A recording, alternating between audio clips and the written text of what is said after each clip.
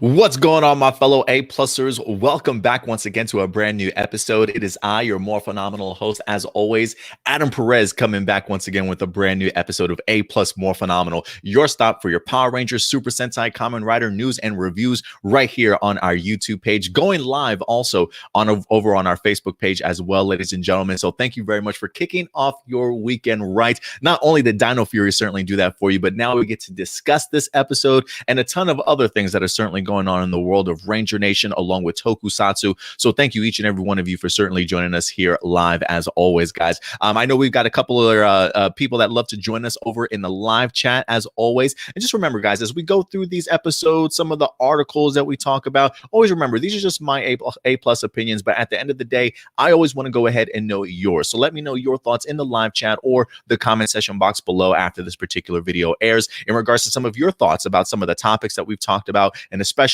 Dino Fury, because can you guys believe it? It's actually the mid-season finale. They do say that time flies when you're having fun, and I've had a blast with this season so far. So to see that 8 episodes have just kind of flown by in a blink of an eye, unfortunately, I'm going to have to wait through this summer, man. This summer hiatus is probably going to be even more brutal than it probably ever has, honestly. But I definitely expect to certainly stick around, and I certainly hope plenty of you guys definitely do throughout the hiatus and certainly come back. But we really appreciate you guys joining us here today because there's certainly a lot to talk about. Let me give some shout outs to some people that are certainly in the live chat with us today. We've got Byron. What's up, Byron? Certainly good to see you in here as always.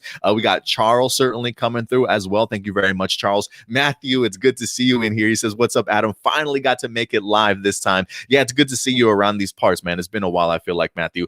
Adrian, a brother from another mother, thank you very much for certainly coming through.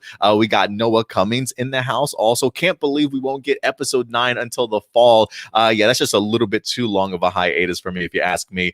Power Rangers Legacies in the house. Adam, you know what time it is? It's morphin' time. And I'm even rocking Zato's shirt today just to go ahead and give the leader of the Dino Fury some love this weekend. I'm handsome, dude. Thank you very much for certainly coming through. We got Scott in the house today as well. Dustin, he says, yay, I'm finally on time. It's good to see you at the top of the hour with us, man, talking Power Rangers and stuff today.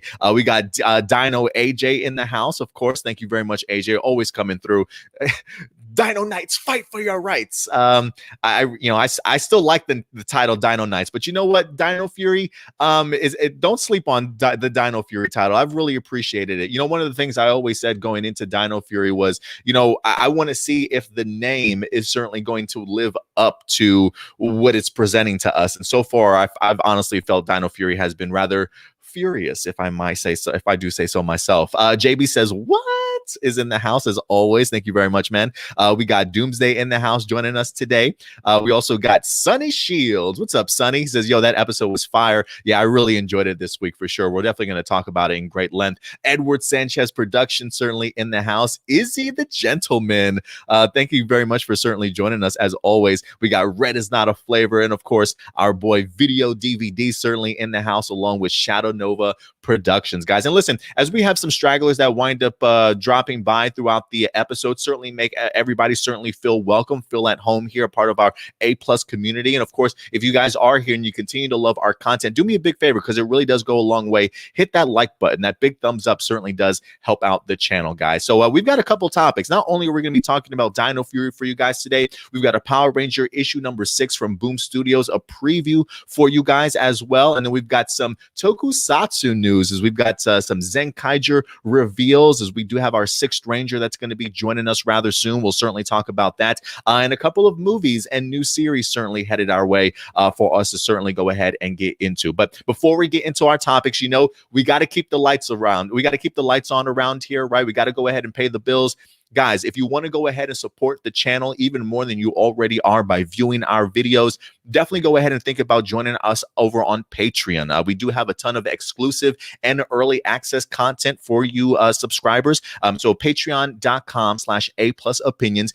We've got a variety of things for you guys to choose from, even from the A+ Morphinominal side if you're a Power Ranger fan, but you'll also get content from our second YouTube channel, an A+ Hero Report, if you're a big fan of Marvel and DC as well, ladies and gentlemen.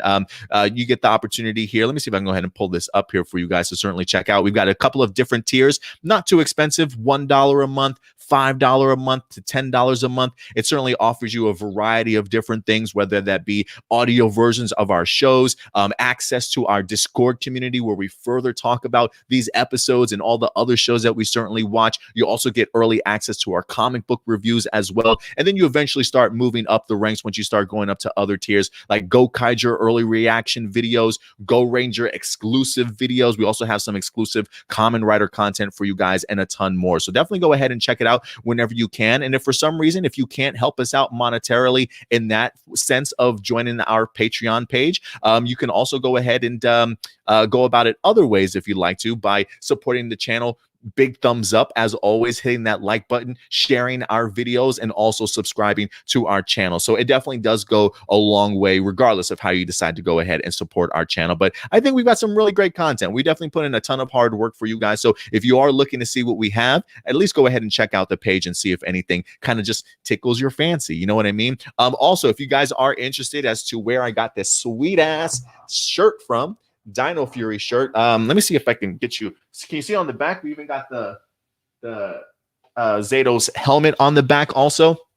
I wind up actually picking this up from Carson's Corner. If you guys have not had the opportunity to go ahead and check out carsonscorner.com, please do yourselves a favor. They have a huge Power Ranger collection over there for you guys. And not only that, but they've got a ton of different franchises and things like that they certainly focus on. So if you're looking about maybe getting yourself, they even just released the Dino Fury gold hoodie.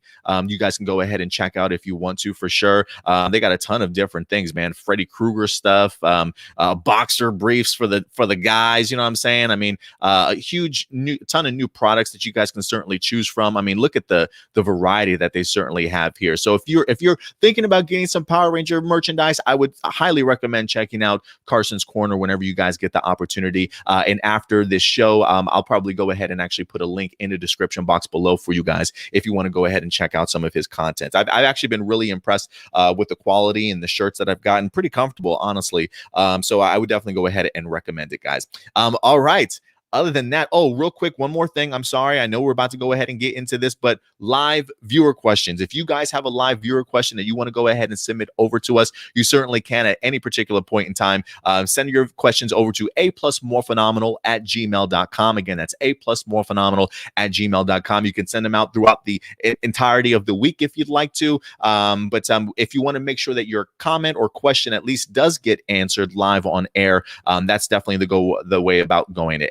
aplusmorphinominal@gmail.com, just because of the fact that I feel like sometimes our live chats do get very active, and so sometimes I'm not able to get to everybody's comments or highlight everything, but that's definitely a way for you to go ahead and get your voice heard on the show, as always, guys. But other than that, let's go ahead and get into some Dino Fury episode number 8 review, the mid-season finale. You guys, a stellar first half of this season, honestly. I mean, I've never seen an episode or felt like an episode just completely drop the ball. I honestly felt like Dino Fury has been either excellent, great, or good. You know what I'm saying? Like, it's always been super steady so far throughout this season. And I felt like this is the same way that Beast Morphers kind of hit me the first season. I honestly felt first season of Beast Morphers was really, really solid. And Dino Fury is definitely on to continuing that pace here, to certainly say the least. So I'm really pleased with what we've gotten so far. And I'm really hoping that because of the positive momentum that this show certainly has, that while I know there's always going to be some sort of drop off during long hiatuses like this, I am hoping that the enthusiasm level that Dino Fury has really sparked in Ranger Nation will keep a lot of people tuned in when this show does come back. Again, it is a long hiatus, and I wouldn't be surprised if we eventually do get sort of like mid-season spoilers. I'm kind of hoping that we don't, because I do think internationally they do tend to air earlier. So a part of me is kind of keeping my fingers crossed that I can kind of duck and dodge spoilers once again, because I personally love to watch the shows as they air live here in the States, sort of thing. So I try and avoid the international episodes once they actually wind up dropping. So for those of you who who like to wait with me, I'm certainly sure a lot of us are going to be thrilled when Dino Fury certainly does in fact returns, because Simon Bennett and cast and crew have done just an incredible job. You know, I mean, Simon Bennett has even mentioned the idea of some new people that they've certainly brought on board this season for Dino Fury, and it really does show. I mean, from just the musical composition to the VA, the visuals in here, like the special effects, just some of the action sequences. Also, I mean, it all looks significantly different, and it feels just brand new. And I think it's just giving really the Ranger Nation a ton of energy and thankfulness that we have a great season on our hands here when it comes to Dino Fury, or at least I certainly feel that way. But let's go ahead and get into this episode, because I feel like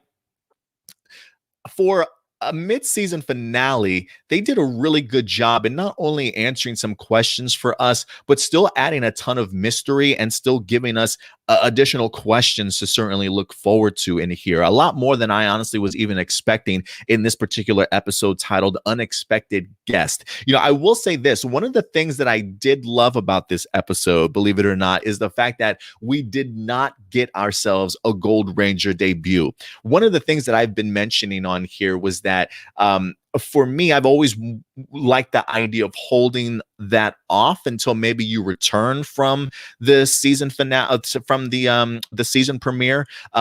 You know, you don't want to give everybody everything right away, right? Like, there are some things that you still want to hold on to as a surprise, you know, get people hyped for the second half of this season. And I think the decision to go ahead and not have Io be introduced as the Gold Ranger or even pop up in this episode, I thought was brilliant. But that's not to say that there aren't maybe references to him. We'll definitely go ahead and talk about that as we get along in here. But I thought the mid-season finale did a great job of what it certainly was supposed to do. Answer some questions, but still leave mystery and some new revelations to lead into the second half in here. And just kicking off this episode alone, like the idea that we go into this episode immediately in the midst of a Megazord battle, I thought was great. It just kind of sets the pace and the tone for the remainder of the episode, right? It immediately told me there's going to be a lot of stuff going on in this episode, right? And the fact that we start off with not only just a Megazord battle, guys, but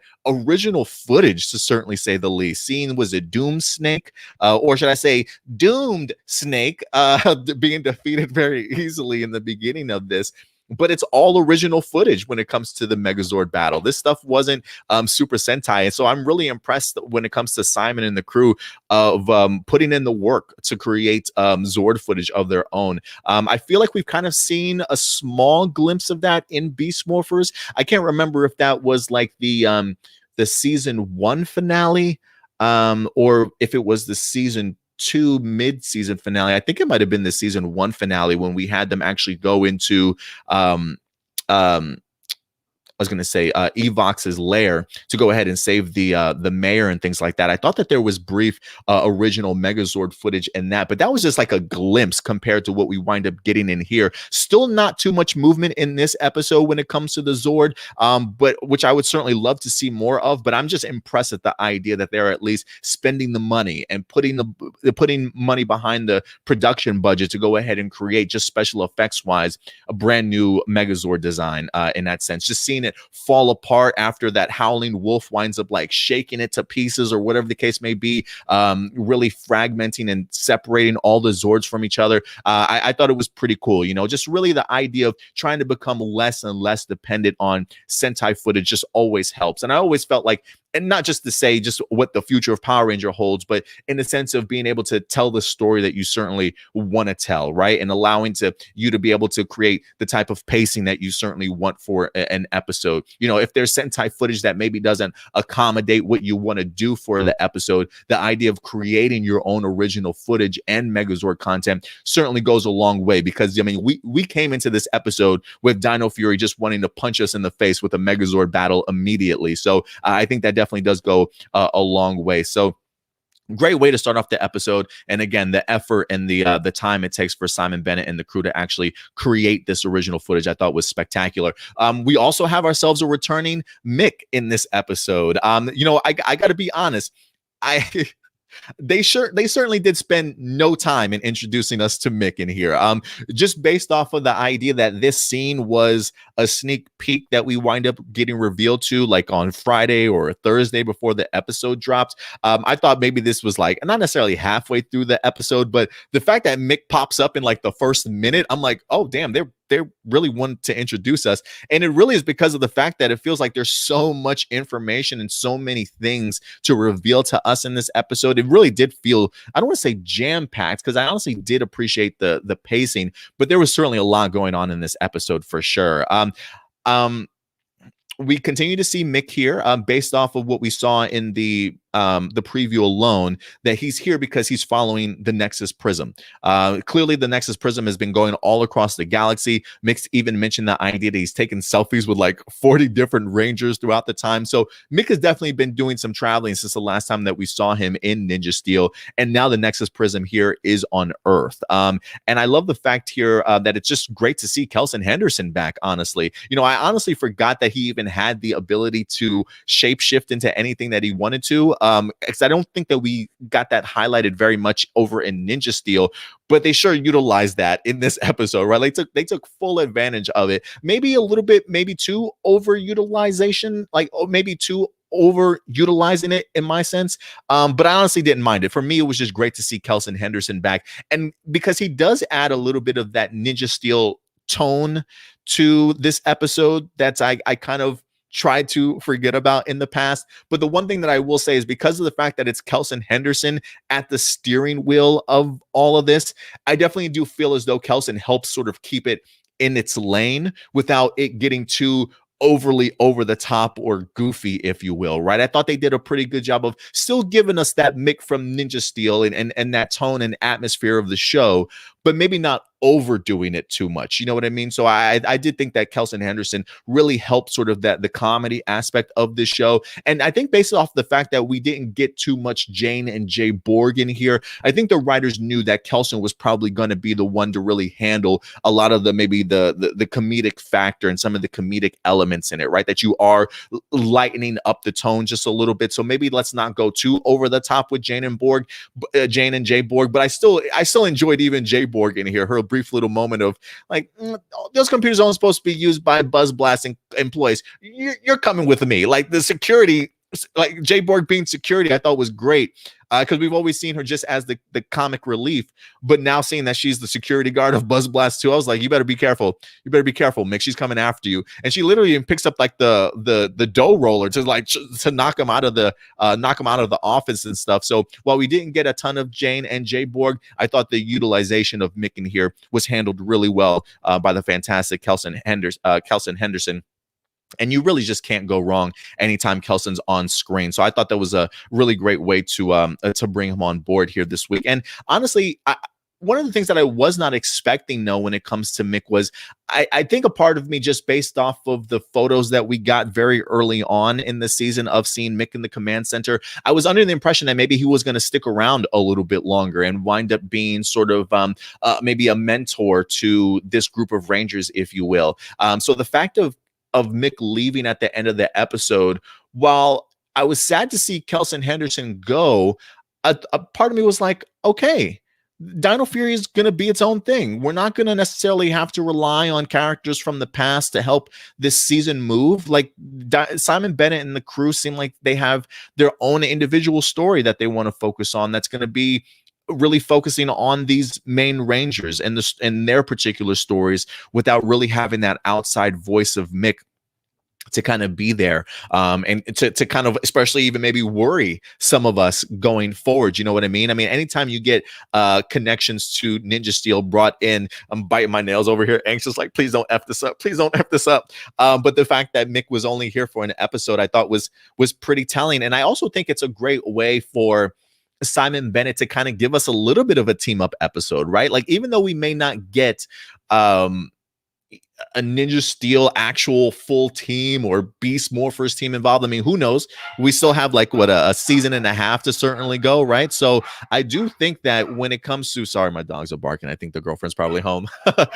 When it comes to the idea of at least being able to bring some people in that you are familiar with and don't have to necessarily worry about COVID restrictions so much, right? The idea that we can bring Mick, because even Mick says maybe we should team up, right? Like maybe he even brings up the idea of this being a team up. So it did feel like a mini team up episode here for Ninja Steel, especially once we start getting into the Nexus Prism stuff and you get to see just even glimpses of the Ninja Steel team and even Beast Morphers. It's one of those things where if you can't get team up episodes the way you traditionally do because of COVID restrictions, what better way than using flashbacks, right? And just building Power Ranger lore and things like that, and having all of that included. And I think Simon Bennett just did a fantastic job in regards to that. And I hope that they definitely continue that type of pacing the remainder of the season. I thought they did a really great job with that when it comes to Beast Morphers, especially in the last half of its season, especially when you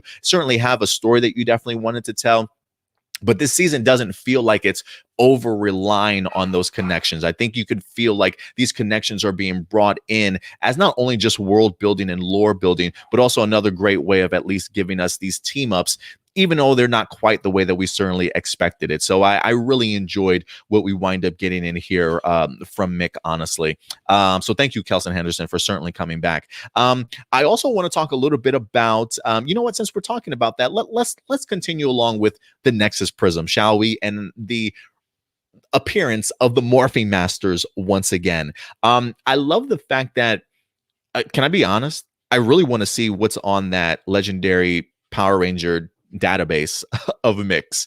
I was kind of hoping that maybe he would accidentally leave it behind for our team to certainly discover, because I really would like to see what type of information Mick has on all of that. I mean, we saw just a brief glimpse of it, but I definitely would love to see more, to be perfectly honest with you guys. But one of the things that really kind of jumped out to me was the idea of Mick explaining that the Prism sort of has a mind of its own, right? And the fact that Zato realizes that this Prism has is kind of alive, I guess, right? Like if you have a consciousness, if you have a mind, there is some sort of life to you to a certain extent. Oh, thank you. Look at the girlfriend bought me a coffee coming back. Look at that. Isn't she the best? You show some appreciation for my girlfriend in the live chat, guys. But yeah, when it comes to the Nexus Prism, I love the fact that it's Zato that gets that opportunity to certainly connect with it, right? There's always been that big question mark about what the Nexus Prism is. What does it certainly do? Where does it come from? And I'm glad that we finally at least get some explanation in regards to that and seeing Zato connect with the Prism himself. One of the things that I also loved about this sequence was the idea of giving the Prism sort of a point of view, a POV, if you will, right? Whoever's decision it was, I guess maybe that was the director's decision to go ahead and have that specific shot of us kind of looking out from the perspective of the Prism, right? Even the idea of at times it seemed to kind of scan the Rangers and even look back at Zato as he's kind of touching it and things like that.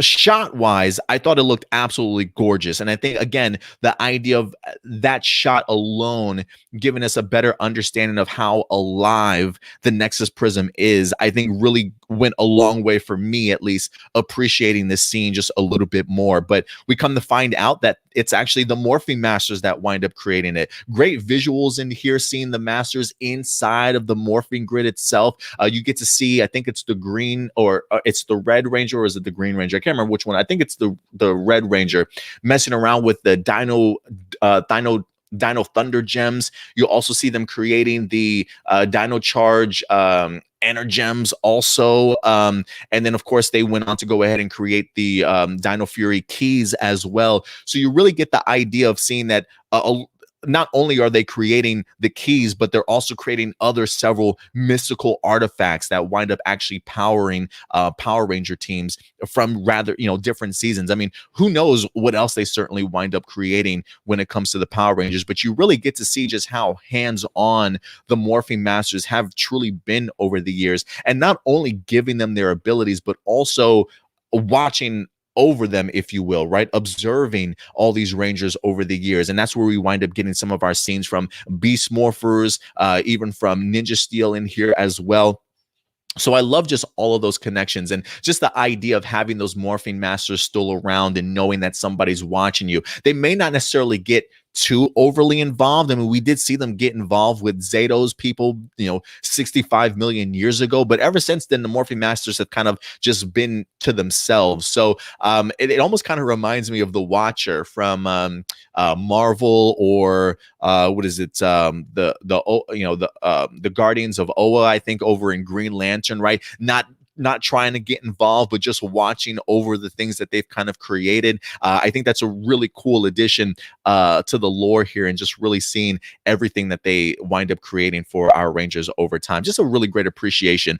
So I really am thrilled that Simon Bennett not only pays attention to some of the past Power Rangers series, but also even Boom Studio comic books, right, to even bring in the Morphing Masters and include them in here. I mean, just the thoughtfulness and just the little details that Dino Fury has done truly does go certainly a long way. And two things in regards to this scene also with the Nexus Prism that I absolutely love. Bert selling your composition work is just out of this world, man. It hits me again. Just amazing musical work here for this particular segment, and that even goes so far to the Zord battles at the end, when you've got that orchestra kind of coming, just in the background with the music and the slashes. I mean, damn, like it gets me every time. Goosebumps, and just gets me in the feels. So Bert Selling just continues to do an incredible job, and I thought just that Nexus Prism moment between him and Zeto was really compelling stuff. And we did see also the Prism, the Nexus Prism scanning the sea, or the bay, if you will. My thing here is, not only was it scanning it, but it also went underground into the water, and then wind up popping up at the very end. If you ask me, I'm definitely leaning towards the idea of that's the Nexus Prism either like giving somebody else brand new abilities. The Sixth Ranger himself is actually aquatic. From Ryusoulger, I believe his Zord was the Mosa Rex, which was like this ancient, I think you've probably seen it a bajillion times, like a gigantic shark dinosaur, whatever the case may be, right? Like was a megalodon or whatever. I can't remember what it was, but a huge shark sort of dinosaur creature called the Mosa Rex in Ryusoulger was in fact sort of an aquatic Zord. So the fact that we do see the Nexus Prism in here scanning the bay or the sea area, going down under, right? Who knows? Maybe he's maybe Io is trapped in his own stasis underwater, and this is maybe the Nexus Prism awakening him, and maybe reawakening these powers, or whatever the case may be. But maybe that's just me, because I'm kind of under the impression that Io probably either comes from Rafcon, or maybe has some connections to Zeto in some way or another. I'm not quite sure. But the fact that the Nexus Prism came here, it definitely makes me under the impression that he's activating or giving the abilities to the Gold Ranger here in some form or another that will eventually have ramifications when we come back from the mid-season finale. So again, the idea of teasing us about the Gold Ranger potentially, if this is what the Nexus Prism is doing, and then holding off on the premiere of the Gold Ranger until we get back, I thought was just a beautiful setup, and a really great way to anticipate people that have to come back for the second season. If you want to see the Gold Ranger, you got to come back for more, right? Don't blow your load so early. Just let people, you got to work for all the goodness that Simon Bennett and the crew certainly have in store for us. But just that sequence alone, from the Nexus Prism, Zeto, it's scanning the bay, and hopefully some Gold Ranger connections. Incredible work in regards to building up the lore and the legacy of this particular show. Let's see here. Oh, quick honorable mention I do want to bring up. We did get to see some shorter morphs in here, right? There's two morphing sequences, one outside of Buzz Blast where we see everybody morphing all at once. They even go through the punching the ground, and you see the uniforms come on them, but without everybody actually doing their own individual roll calls. That was cut out, so they did at least shorten it there. And then we also got like a semi flash morph also in the second half of this episode, where you see them go through the movements, even the morphing sequence, or at least the moving the morpher around, and then boom, it's just like that flash moment, that flash morphing sequence. So they definitely are at least having different variations of the morphing here, which I certainly appreciate. And it's just interesting to me that while we didn't get a roll call for our Zords, while we didn't get a roll call for our Rangers, we definitely got a roll call for our Zords. Like, I don't remember the last time that we saw a group of Rangers calling out their Zords, and then individually they all come out, right? And everybody gets the opportunity to shine with their Zords on hand. I thought it was really brilliant to kind of see a little bit of an extended use of our Zords in here, because the buildup to not only that roll call that we wind up getting, but to see not only the T-Rex champion Zord in formation, but this time a full formation in the warrior formation is what they call it, where we actually get the opportunity to see all 5 of our Zords combine into one to get our first official Megazord here that's fully completed. I thought that was pretty neat too. It's one of those things where you talk about the pacing of how you want to tell a story throughout the season. The fact that they utilize this whole entire first half of the season to not only introduce us to our first 3 Rangers, right? So we got to see their Zords first, or at least Zeto's Zord first. Then we got to see Amelia and Ollie's Zord also. And then right after that, we get to see, was it the Tiger Claw Zord, and then the Stego Spike Zord, or whatever. I'm terrible with their names, guys. Unfortunately, I apologize.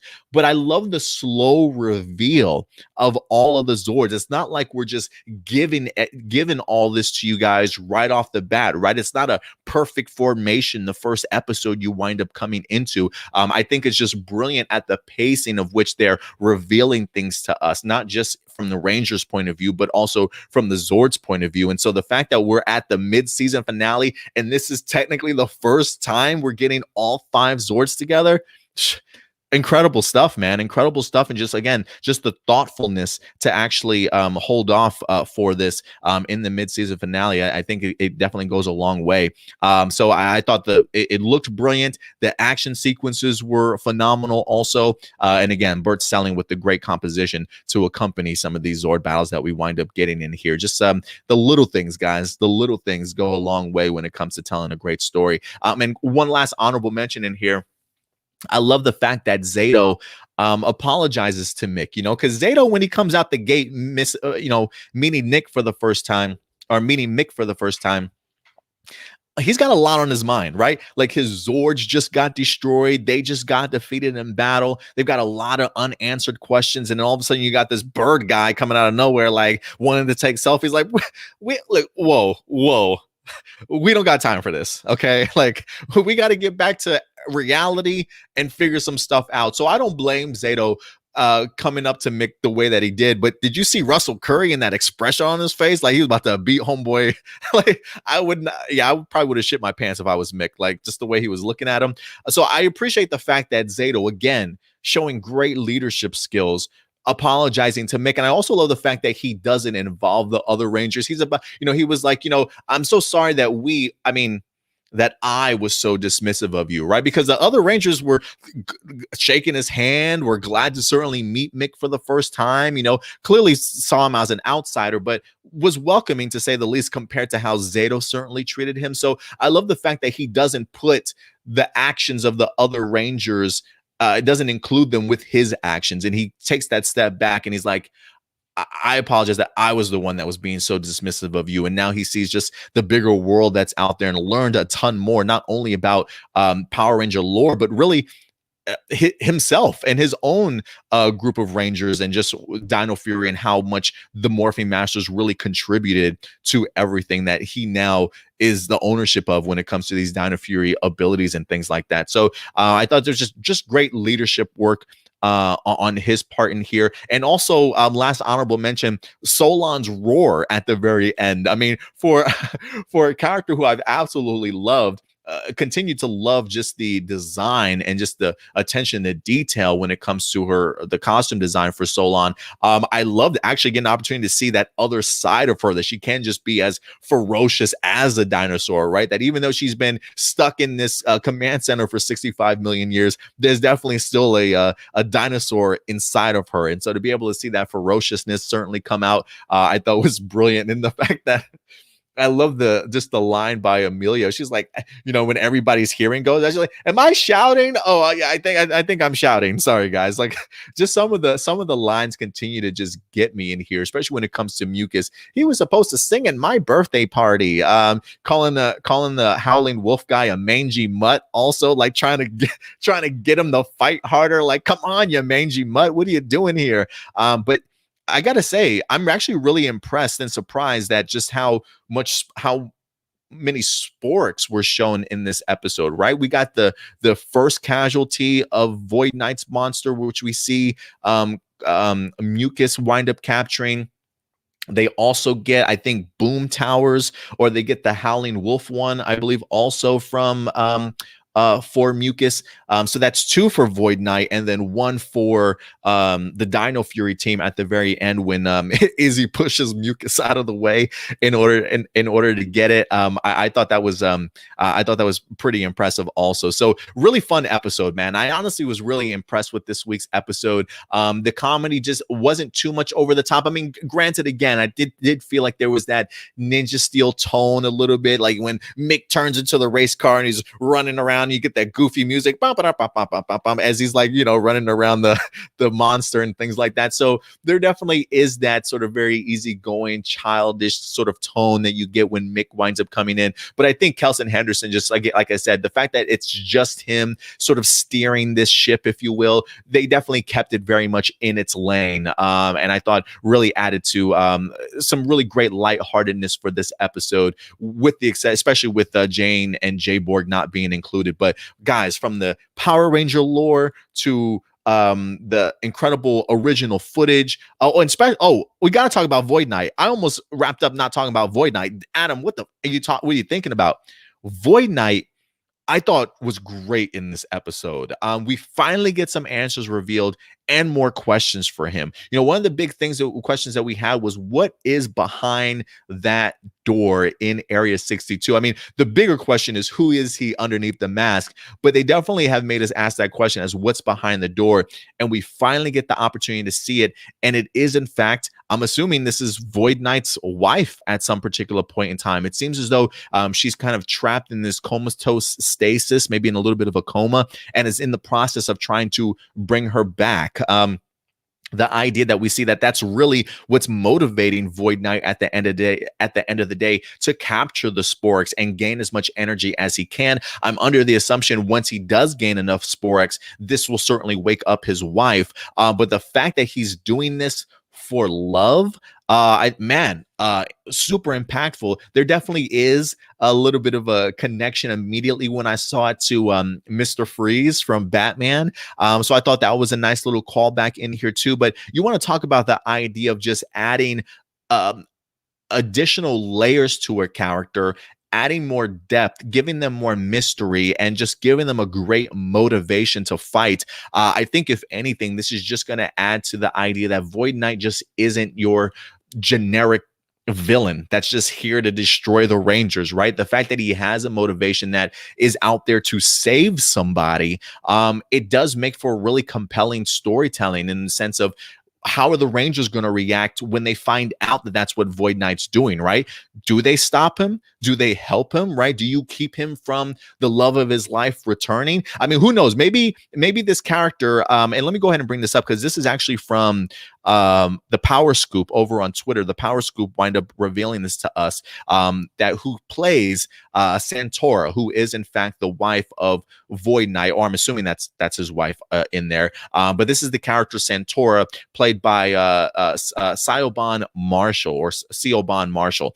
So she certainly is playing that particular role of the woman that we see encased sort of in that comatose stasis. So I think this is great storytelling, man. I think that this is just going to add to really, I would be really fascinated to see where the fans land in regards to how they feel about Void Knight also, because of the fact that he's not just, like I said, that generic Power Ranger villain that I'm just here to destroy the Rangers. No, you have a motivation that's about love and saving somebody that's clearly close to you. Now, whether or not Santora turns out to be a villain herself, right? Who certainly knows if she winds up waking up? I have no idea, but I am fascinated by this and just the additional layer of humanity that it does certainly bring to Void Knight. Definitely makes me really curious to see where this goes. I'm very much under the impression, like for me, I was under the impression that I'm still trying to debate with myself whether or not Void Knight and Zato know of each other, or if this is a human that's been here but has somehow discovered this armor and is wearing it for itself, because of the fact that Zato asks, where did you get that armor, when they first meet, right? So it almost feels like somebody stole it, or maybe it belonged to somebody that Zato certainly knew. Now that we're getting introduced to Santora here in regards to this woman that he's trying to save, it makes me feel like maybe he's from this planet, but maybe not. With a name like Santora, that feels like an alien name also. So the plot thickens, but I love what they've done with Void Knight here in this mid-season finale, by giving us an additional layer to him. So Simon Bennett and the crew, another amazing episode here. Really great way to go ahead and end us off with this mid-season finale, not only in the answering some questions, but definitely in the cliffhanger sense. Not a traditional cliffhanger like the credits run and we're like, what's gonna happen next week, but in the sense of really setting up a ton of great reveals in here, that's really going to make us want to come back for more in the second season. So yeah, incredible stuff, man. Incredible stuff. So Simon Bennett and crew, thank you. Thank you, man. Give them a round of applause for a great first half of the first season if you guys have been really big fans. But again, these are just my A+ opinions. But at the end of the day, I definitely want to go ahead and know yours. So let your thoughts be known in the live chat or the comment section box below. And as always, not only do we review it around here, but we also want to discuss the episode with you guys. So let's go ahead and jump into some of your live chats here and see what you guys are saying, and just get even maybe further in depth when it comes to the Dino Fury episode here this week.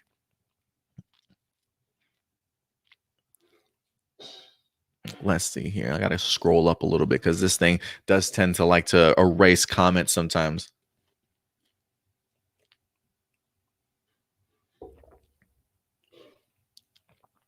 Adamba, what's up, Adamba? Appreciate you coming through. The new Flash morph was for today was sick. Yeah, I wasn't expecting it. I was kind of wondering, I'm like, are we gonna go through another morphing sequence? Listen, I'm a big fan of long morphs.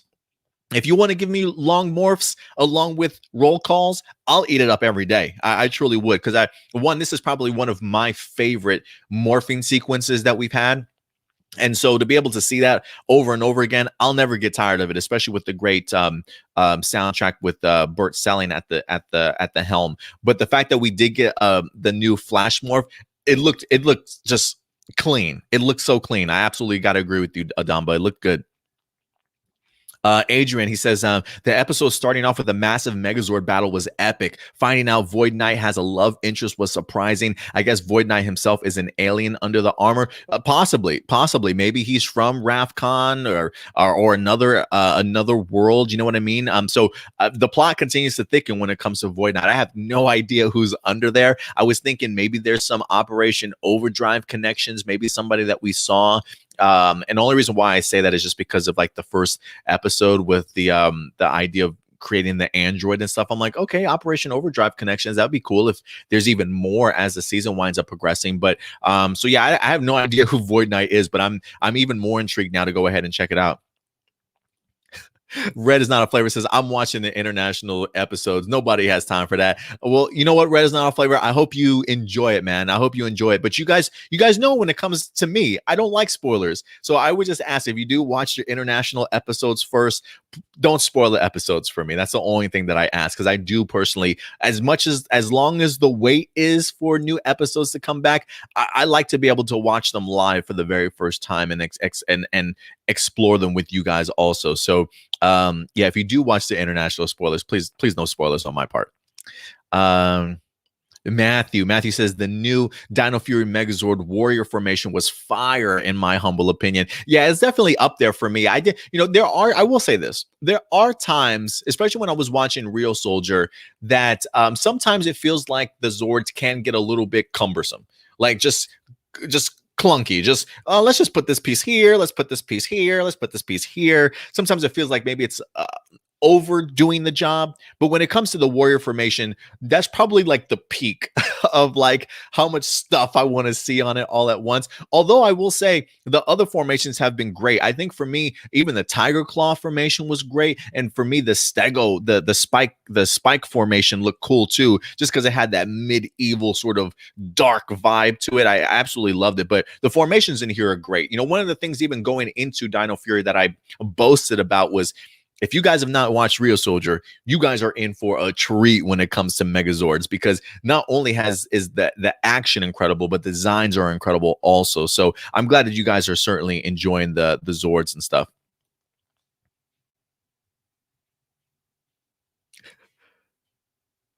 Sam talks about Void Knight's girlfriend or wife. Yeah, I'm kind of under the impression here also. It's either one of those. I'm kind of under the impression that maybe it's his wife, but we'll see.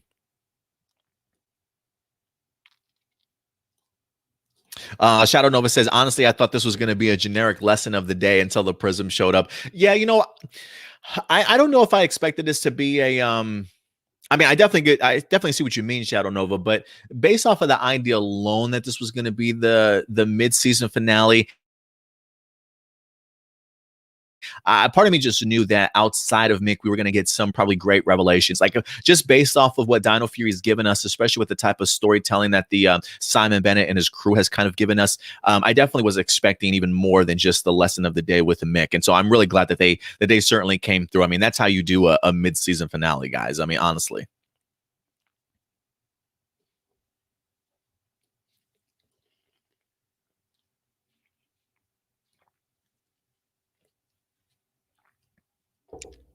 Usai, what's up, Usai? Good to certainly see you in here, man. I appreciate you as always. Marcelino, thank you very much for the clarification. Talking about the idea of where have I seen original Megazord footage from before, and one of the things was I couldn't remember if it was the season 1 finale or the season 2, but yeah, I do recall it was. Thank you very much. Season 1 finale to rescue Devin's father from the clutches of the evil Evox.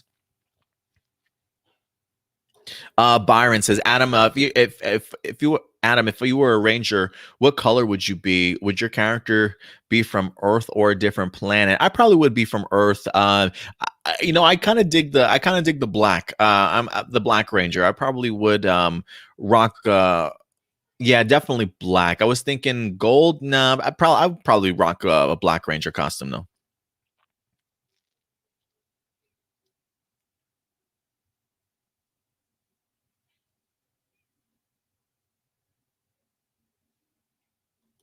Ooh, Dustin, did anyone notice when Wolfgang grew, he's for some reason missing a fang? Why didn't they just have the Ranger strike one of his fangs before breaking it off before he grew?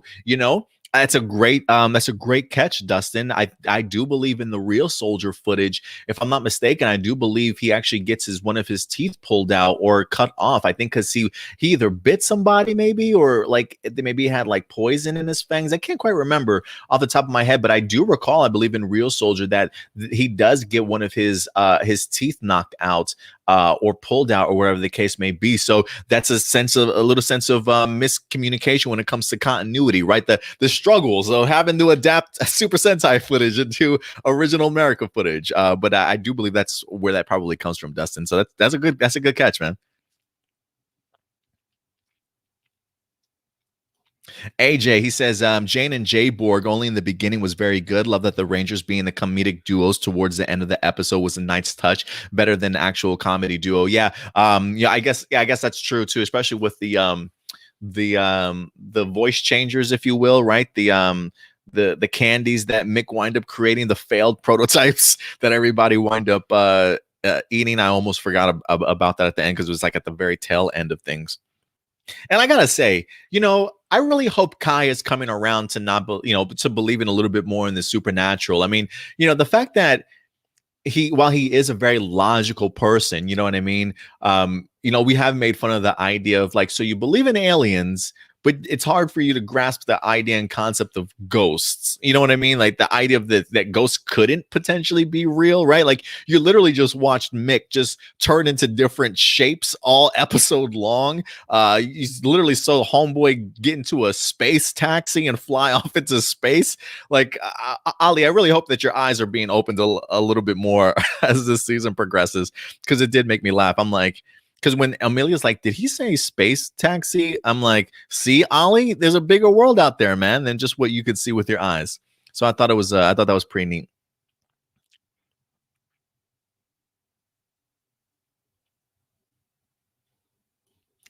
I'm handsome says the music for the Morphing Master still gave me goosebumps. Thanks, Bert Selling. Yeah, much thanks to Bert for just adding so much feeling to this season.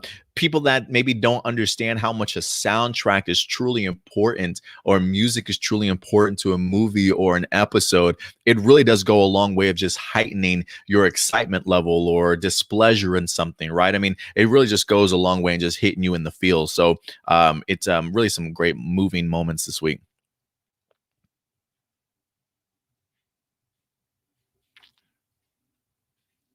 Video DVD says, now this is my favorite episode, and I thought they would do the same as in Beast Morphers and introduce the new Ranger. Void Knight's revelation was also something I never expected. Yeah, I thought that revelation was fantastic. I was like, who's he looking at? What is he looking at? And then you see his wife or his girlfriend or whoever it is in there, maybe his daughter, who certainly knows, but I think it's probably his wife, if I had to put my money on it. But we'll see how it goes. But yeah, I was not expecting that at all.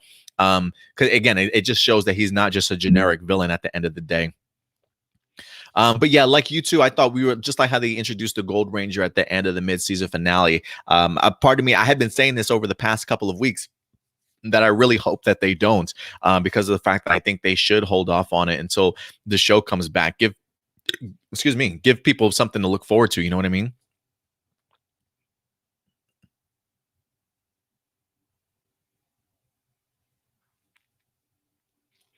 Dustin says, I'm a little disappointed that Mick seems to be a one and done. I will say this, the season still has a lot more to certainly go. It would not surprise me if Mick certainly returns. But it did shock me too, Dustin, in the sense of like, oh, Mick's leaving. He's not gonna stick around and help the Rangers out. So for me, what I definitely get your disappointment, because it's Kelson Henderson, right? Like I definitely get your disappointment in that sense. For me, I just kind of looked at it as this is really a Simon Bennett allowing them to rely on their Rangers to get this season over. You know what I mean? And what I mean by it's like a wrestling term, that to get to really stabilize this series themselves, allowing this to be their story and not necessarily having outside forces having to kind of carry the episode a little bit, right? Like I'm sure Simon Bennett will continue to give us connections and things like that, but it definitely feels like this was a statement of, we want Dino Fury to be its own thing. And I think I think that's probably one of the reasons also. So I can appreciate it, but I get your disappointment, Dustin. I definitely do. Johnny, he says Void Knight has a secret wife. OMG, in his secret room. Yeah, I was not expecting to see that at all, man. It's almost like you can hear him like crying underneath his helmet. You know what I mean? Just it does make me view, like I would be fat. Like it will make us view his actions significantly differently, certainly going forward, knowing that he's now fighting for somebody and not just his own evil ways.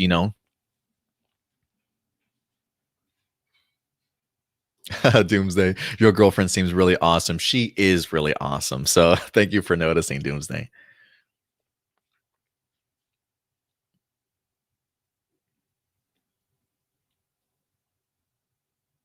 Matthew. He says, also, your girlfriend seems really cool. Any chance she'll make a surprise appearance one of these days? Maybe. We'll see. We'll see if we can get her in front of the camera. She doesn't really watch Power Rangers, but she listens to me babble about Power Rangers from time to time. And she does watch a ton of the same stuff that I do in regards to like Marvel, DC. And so we tend to have the same flair and love for things. So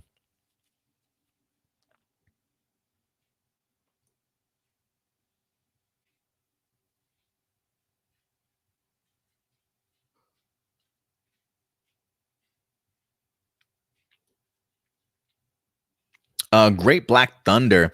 This can't be the mid-season finale. It does not feel like the Beast Morphers season finale. Hold on. Great Black Thunder. First off, thank you very much for certainly joining the channel, man. Appreciate you being in here. He says, this can't be the mid-season finale. It does not feel like the Beast Morphers season mid-season finale, which was better. Out of comparison, and that's hard for me because I thought they were both really great. I really did enjoy the Beast Morphers mid-season finale for the first one also. I got to say that this is probably pretty even for me, just because there was a lot of great stuff in here also. But it does not surprise me, Great Black Thunder, if you certainly feel that way at all, because it was a great mid-season finale for sure. But even though it doesn't feel like the Beast Morphers mid-season finale, I do think that it certainly did its purpose, right? In the sense of, while it doesn't leave us with a cliffhanger, which I don't know if mid-season finales say that you absolutely have to leave us with the cliffhanger. The fact that the Nexus Prism was scanning the ocean, one, makes me think that that's a great nod to what we're going to be getting in the second half of the season, right? Like there's a mystery there. The revelation of Void Knight's wife in comatose stasis, a great revelation that's going to lead into the second season, right? So I think, you tell the story that you want to tell. You give us some really great action and original footage, but you also leave us with some cliffhangers, right? Like the fact that you reveal a Void Knight wife, but you don't give us any information outside of that. Like what's going on? Why was the Nexus Prism even here? Like for me, those are just as good of mid-season finales as a sense of to be continued. You know what I mean? Like I feel like it does the same exact thing. But I get what you're saying in the sense of maybe that to be continued leaves you with just a little bit more oomph, a little bit more impact. You know what I mean? So I definitely get it if you feel the Beast Morphers one was certainly better, but it's hard for me to compare because I really enjoyed the way that both of them were certainly handled, and the idea of at least switching things up, presenting things to us a little bit differently. So I'm all on board with it. The A Games 10, he says, the Nexus Prism had a secret mission. I think we all know what its golden mission was, since it was into the water. Yeah, I'm hoping that's the Mosa Rex, so awakening it, maybe even awakening Ion, similar to how Zeta was awakened in the first episode. Maybe gracing him with some abilities, you know what I'm saying, or recharging him, if you will. I'm Handsome says, it does suck we won't have a new episode for 6 months. God. Is it really that long? God.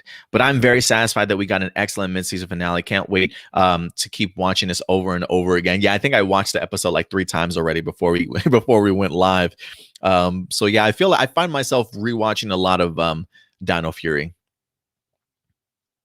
Yeah, and the Doomsday thinks the same thing. A lot of you guys think the same thing, that's what the Nexus Prism was all about, trying to find that Mosa Rex Zord. Even Johnny Marrero, something to do with the Gold Ranger. So again, see, now even everybody's even more hyped. Like the mid-season finale, regardless of there being a to be continued moment, you can clearly see people are like, yeah, I'm probably coming back to find out what's going to happen with this Gold Ranger stuff. Oh, it's called a Mosasaurus. A Mosasaurus. Thank you very much, Shadow Nova, for clarifying that. Blossom, thank you very much for certainly coming through. I appreciate it, as always. Let's see here.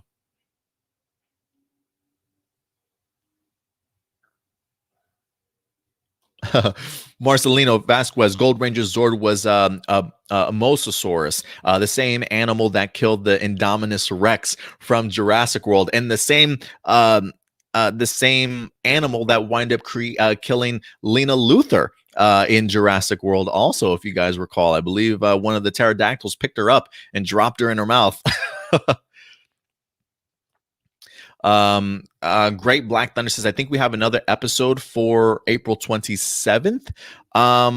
Maybe. I don't believe so. I haven't read anything in regards to episode descriptions. Usually episode descriptions will come out in, a couple of weeks in advance. That's what, 10 days away. So I'm not expecting another one unless it's like a surprise, similar to that, like maybe how they did with the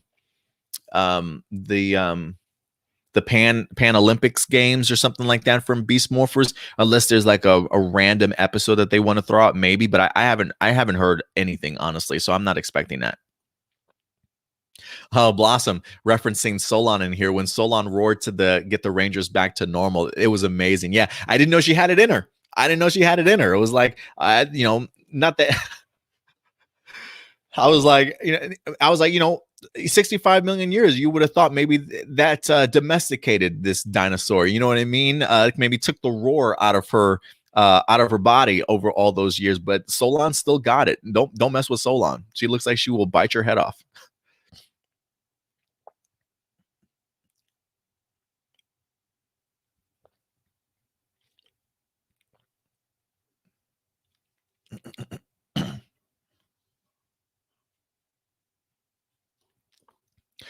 Video DVD says, I hear those scenes of the Zords coming out of the mountains are actually original CGI. Is that true? Yeah, that is true. I don't recall that at all in Ryusoulger at all. So yeah, anytime you see because I think we saw all of them individually popping out of the mountain.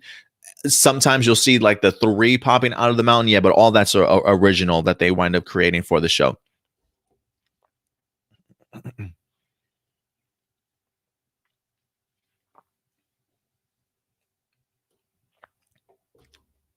Blossom says, I love how Power Rangers does storytelling.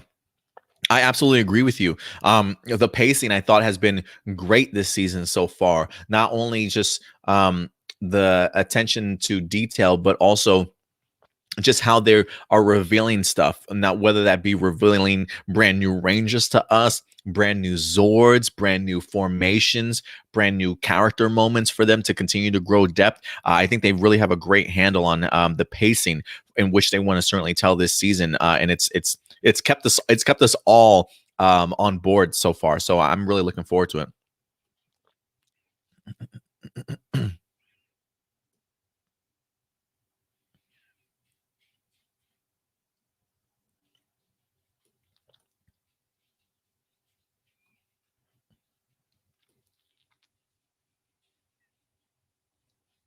Dustin says, if they do go that route with explaining the Gold Ranger, I don't see how that makes any sense, because as I recall, the Nexus Prism is solely tied to Ninja Steel powers.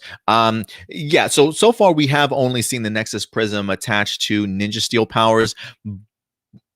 But again, I also feel like there's so much mystery with the Morphing Masters and the Morphing Grid, and really how energy and all that stuff works when it comes to creating things. Who's to say that the Nexus Prism doesn't do more than just that, right? Who's to say that the Morphing Masters haven't given it that type of a power to do other things besides create the Ninja Steel power? So I get what you're saying for sure, Dustin. But I think just all the mystery and seeing just what the Morphing Masters, especially in this episode, how much they've created and how sort of hands-on they've been in regards to the course of, I want to say the course of history, but really giving people their sort of abilities and stuff. It wouldn't surprise me if the Nexus Prism can do more than what we think that it certainly can. You know what I mean? So maybe they'll explain it even further. Who knows? Alden, what's up, Alden? Appreciate you coming through. He says, did you see the Dino Gems and Energems Ninja Steels? Oh my goodness, yeah, it was all over the place. So much goodness. Just that great scene of the Morphing Masters. Honestly, I thought it was breathtaking to watch. Just the special effects, seeing them create all the stuff within the Morphing Grid and just kind of disperse it throughout the timeline and stuff is incredible stuff. Incredible stuff. Byron, he says, Zato's already one of my favorite Red Rangers. He's up there for me. I got to agree with you. I definitely got to agree with you. And we're only like a half a season in. We haven't even completed this first season, but just his level of understanding and leadership and mentorship for everybody has been bananas. Russell Curry has really impressed me. Really impressed me.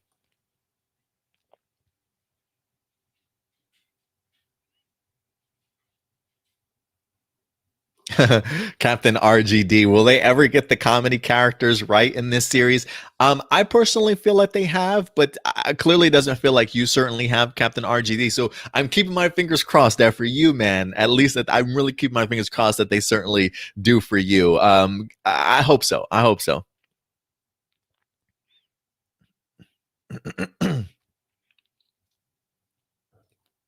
Blossom says Void Knight is definitely the Mr. Freeze of the Power Rangers world. I wonder if they took that into consideration. You know what I mean? If that's where they that's what they harken back to. But yeah, I definitely get those type of vibes. So does Captain RGD. Yeah, we're all on the same page. That's the first thing that came to my mind. I was like, Mr. Freeze, is that you?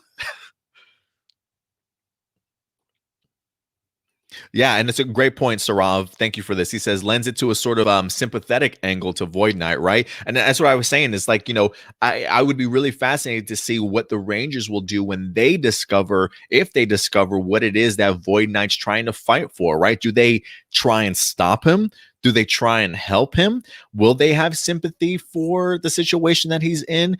And not even just Rangers, but as viewers, right? Like we're going to now view him significantly differently. Like every time he gets a Sporex, are you going to be rooting for Void Knight to get that Sporex? Or are you going to be rooting for the Power Rangers to grab it and hold him from keeping him back from the love of his life? You know what I'm saying? Who knows? And like I said, who knows what Santora is certainly going to go ahead and reveal. Maybe she's just as big and bad of a villain as anybody else. You know what I'm saying? That we've yet to be introduced to. So we'll definitely see.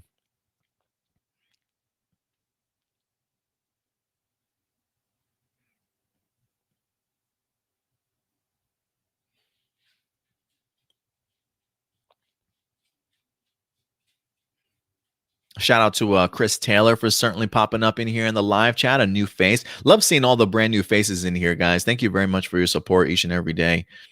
Um, Byron's got a question. He got a couple questions. Do you think Void Knight is good, or is he an alien from Zato's planet? Is he from Ravcon? I'm up in the air. A part of me was very much thinking that he was from Earth, somebody that stole that stole the Void Knight costume and is wearing it. But with his wife or the lady's name being Santora, I'm just thinking to myself, that feels like an alien name to me. So is he from Ravcon?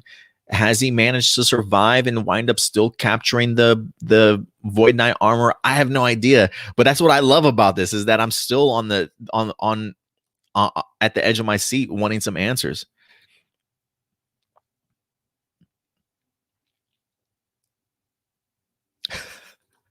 Zephyr, Adam going Miles Morales hairstyle. I'm trying to get that part for that next Into the Spider-Verse. You know what I'm saying? Let's see here. I've got a couple other people I want to highlight because I did see some new people wind up popping up in here.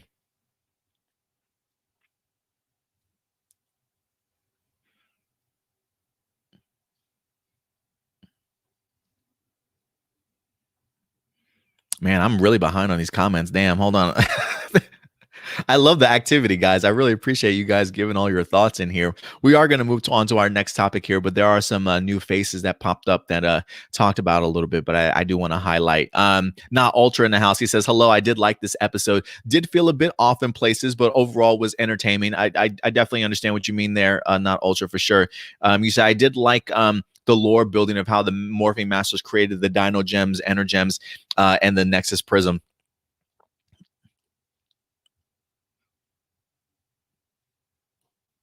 Jaden, what's up, Jaden? Appreciate you coming through. It says story by Becca and Alwyn, and that you might watch internationally. Well, listen, if you guys do watch international episodes, you guys are always welcome to come back week to week for A+ More Phenomenal. But if I don't review the international ones, understand I will be reviewing Dino Fury when it certainly does return. So no spoilers if you can. I appreciate it as always, guys.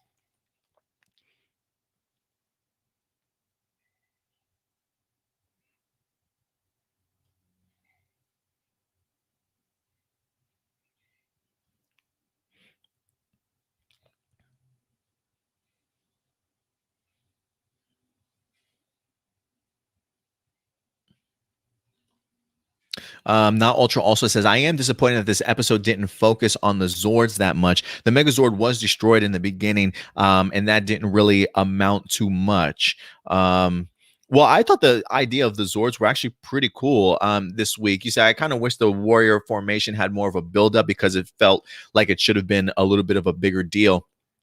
You know, it was interesting, the idea that like the Megazord just kind of falls apart, if you will. And while they are at least trying to figure out like what happened, you know, they kind of do just come back by the end of the episode and just form it once again. So it didn't feel like it was that too much of a deal, but I honestly thought that they focused a little bit. And I guess for me, when I think of focus, I think of the sense of the fact that we really gave all of our Megazords a little bit of a roll call, you know, and a time to shine. You know, I felt like, when was the last time that we've actually seen each individual Ranger call their Zords and then see them appear sort of individually, you know, like just to kind of show off? It really felt very much like a roll call to me. And for me, that alone was kind of that build up, like, oh snap, now we've got all the Zords together. We're finally going to go ahead and see them all form. And they certainly did, for sure. So I didn't mind it so much at all. AJ says, I give this episode a huge A+. That's what I'm talking about, man. Yeah, no, I really enjoyed this week's episode for sure too. I'm glad you did.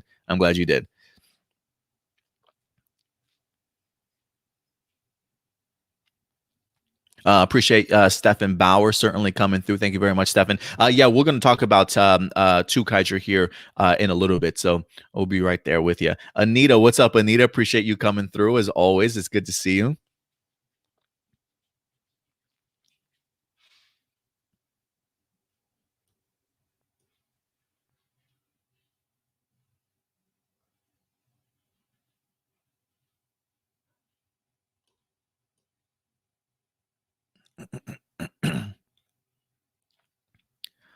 All right. Oh, so Adrian Perez says Russell and Simon Bennett confirmed on social media that this is the last episode for a while. So yeah, sad to see. Jinsaku in the house too. What's up, Jinsaku? Hashtag goated season. Yeah, it's up there, man. It's up there so far. 4 episodes in. I mean, trust me, there's plenty more to certainly go, right? Like, for instance, Beast Morpher season 1, I really enjoyed the first season. But then we go into season 2, right? And the first half of season 2 is, but then the second half truly really makes up for it. So a lot to certainly go. But you want to talk about making a hell of a first impression? I gotta agree with you, Jinsaku. Definitely in the discussion. Hashtag goated season. You also bring up the fact that the whole first Zord fight was original. Yeah, I thought it was pretty cool. Again, not too much movement, but the fact that they're even taking a stab at doing original footage, I think certainly does go a long way. Like, for me, that's a tease that maybe we'll even get to see more of that as the season progresses. Like, maybe this is just them teasing it. You know what I mean? Enrique says, is Dino Fury shooting? As in, is it still filming? I think that it is. I would not be surprised if it's about to wrap or pretty close to wrapping. It would not surprise me if it's almost about to wrap. Zephyr, what's up? Appreciate you coming through. I appreciate it as always.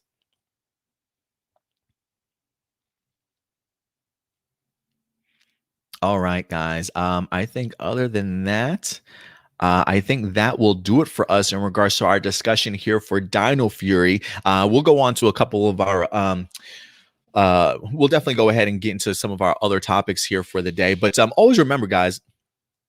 Oh, real quick, Ranger Class 101. What's up, Ranger Class? Good to see a new face out in here.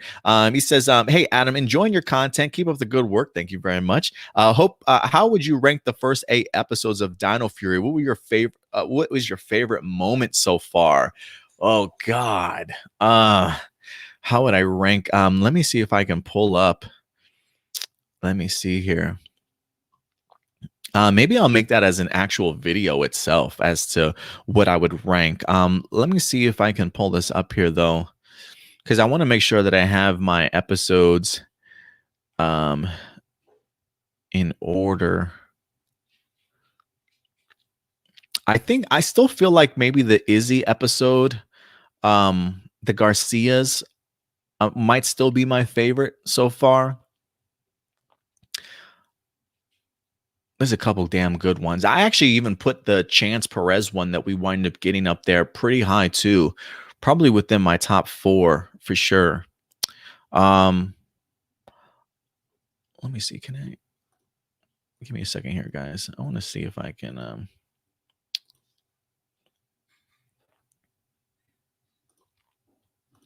pull off the list of these episodes real quick, because I think that's a great question.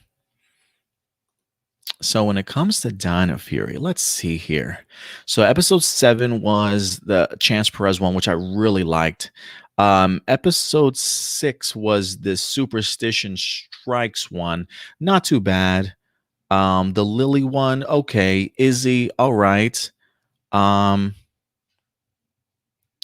So probably the Izzy episode, which was episode number 4. I would put that up there.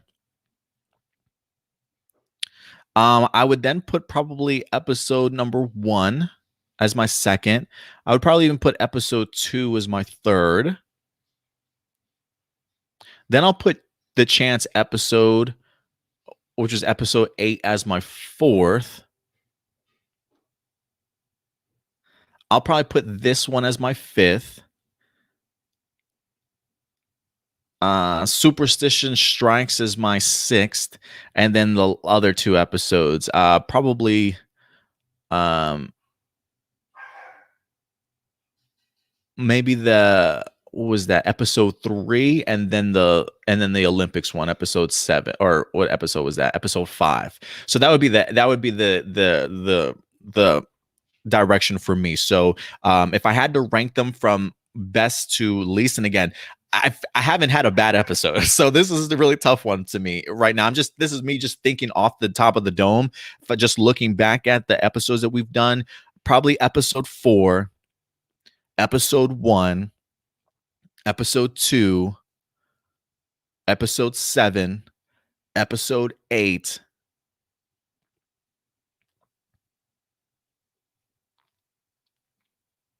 episode 6, episode 3, episode 5 is how I would put it. Maybe you guys might have a different order that you guys would certainly have it, but if I had to, that's where I would be at as of right now. And Common Rider, what's up, Common Rider? Good to see you in here as always, man. Thank you very much for coming through. I would kind of be curious. I think that's a great question. I would kind of be curious to know how you guys will put your Dino Fury episodes in order, to say the least. But guys, don't worry. Even though we're not going to be doing Dino Fury episodes because of the fact that Dino Fury is going on hiatus, you can definitely believe that we certainly still will be doing A+ Morphinominal for you guys every Saturday live at noon Central Time. So certainly go ahead and stay tuned. Maybe we'll do even some Dino Fury videos themselves highlighting certain things as well as we go along, and then maybe, keeping my fingers crossed, maybe I'll be able to reach out to Hasbro and see if I can maybe get us some interviews during this hiatus period. Maybe get to know some of these Rangers a little bit more, maybe bring Simon Bennett on. We'll definitely have to see, but I'll definitely keep you guys posted. But we definitely will be continuing to give you guys additional content each and every weekend. So don't feel so sad if Dino Fury is certainly gone. We definitely will keep you entertained during that time period. But again, guys, at the end of the day, these are just my A+ opinions. I want to know yours. What did you guys think about the mid-season finale in episode 8 of Dino Fury? Let your thoughts be known in the live chat or the comment section box below, ladies and gentlemen. I will say this, even though we haven't gotten Simon Bennett on the show as of yet, we do like to highlight some of the things that Simon Bennett does say throughout the week that kind of finds us rather interested. So what's up, Simon? Good to see you, man. High five, brother. No? Okay, that's cool. Congratulations on the mid-season finale, though. Doing excellent work, I got to say. But this week, one of the things that Simon Bennett mentioned that I thought was rather fascinating, that makes me look forward towards Dino Fury even further, one of the things that they've done brilliantly is they've really paid attention to detail when it comes to inclusion. diversity, right? A really broad scope of making everybody feel like a part of the family, if you will, making everybody feel included. And even though we've gotten a ton of firsts so far for Dino Fury, that may not be the end, guys. This actually comes to us. This is a tweet that came out this week. So shout out to Jacob Brody for asking this question at Database Ranger. He says, between having the first female green, first black sixth ranger, first team with 2 black members, heavily female supporting character, a blended family, and Special Olympics representing intellectual disability, Dino Fury might be the most progressive season yet. And that's kind of amazing. As Simon Bennett says, there's plenty more where that came from, guys. So if you thought this was it for Simon Bennett, no. They truly are making this probably the most progressive season of Power Rangers yet, and it doesn't even feel like they're really stopping at any particular point in time. If you ask me, while I don't necessarily know all that Simon Bennett certainly has in store for us, the fact that he mentions that there's more, I am wondering if there is somebody from the LGBTQ community that's going to be represented in here. I am curious if it's one of the guys. I'm curious if it's maybe either Amelia or Izzy, right? I think some people might be. I thought I saw somebody online mention the idea that they think it's probably going to be Izzy, if anything. I don't know. I would be, who knows? Maybe it's so funny, interesting seeing people ship like Amelia and Zato, or like Amelia and Ollie. Has anybody shipped Izzy and Amelia yet? I would be completely cool with that too. If they want to kind of go that route. We did see those 2 wonderful ladies in this week's episode of Dino Fury using a couple of their boost keys together, which I thought was cool. The muscle key. I can't remember what the other one was also, but it was pretty neat to see even the Wolfgang destroy, or not destroy, but even blow their boost armor off. I thought that was pretty cool too.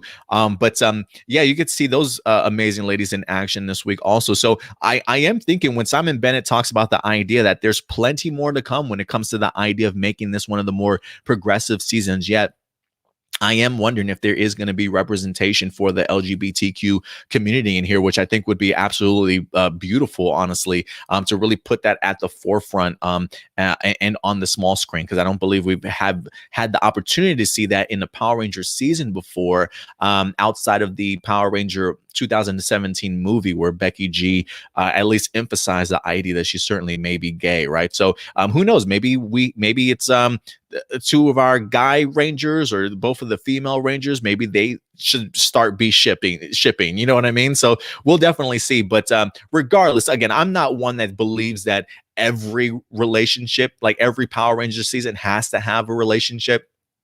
Like the idea of like for me, when like one of the scenes in this season so far that makes me think that maybe Amelia's character may be gay or lesbian. Like I love the fact that is the Ollie episode, when Ollie tries to pretend that they're together. Like, I wonder if it's a sense that maybe it's not necessarily like she doesn't like Ollie, but maybe she's just not attracted to Ollie, like maybe that's just not her cup of tea. You know what I mean? Because just some of the expressions on her face, right? The uncomfortableness of being associated with, being in a relationship with him. So I am kind of curious, and who knows, maybe that's not even what Simon Bennett's referring to, but I'm just thinking to myself, more progressive in this season, like as all the firsts that we've gotten so far.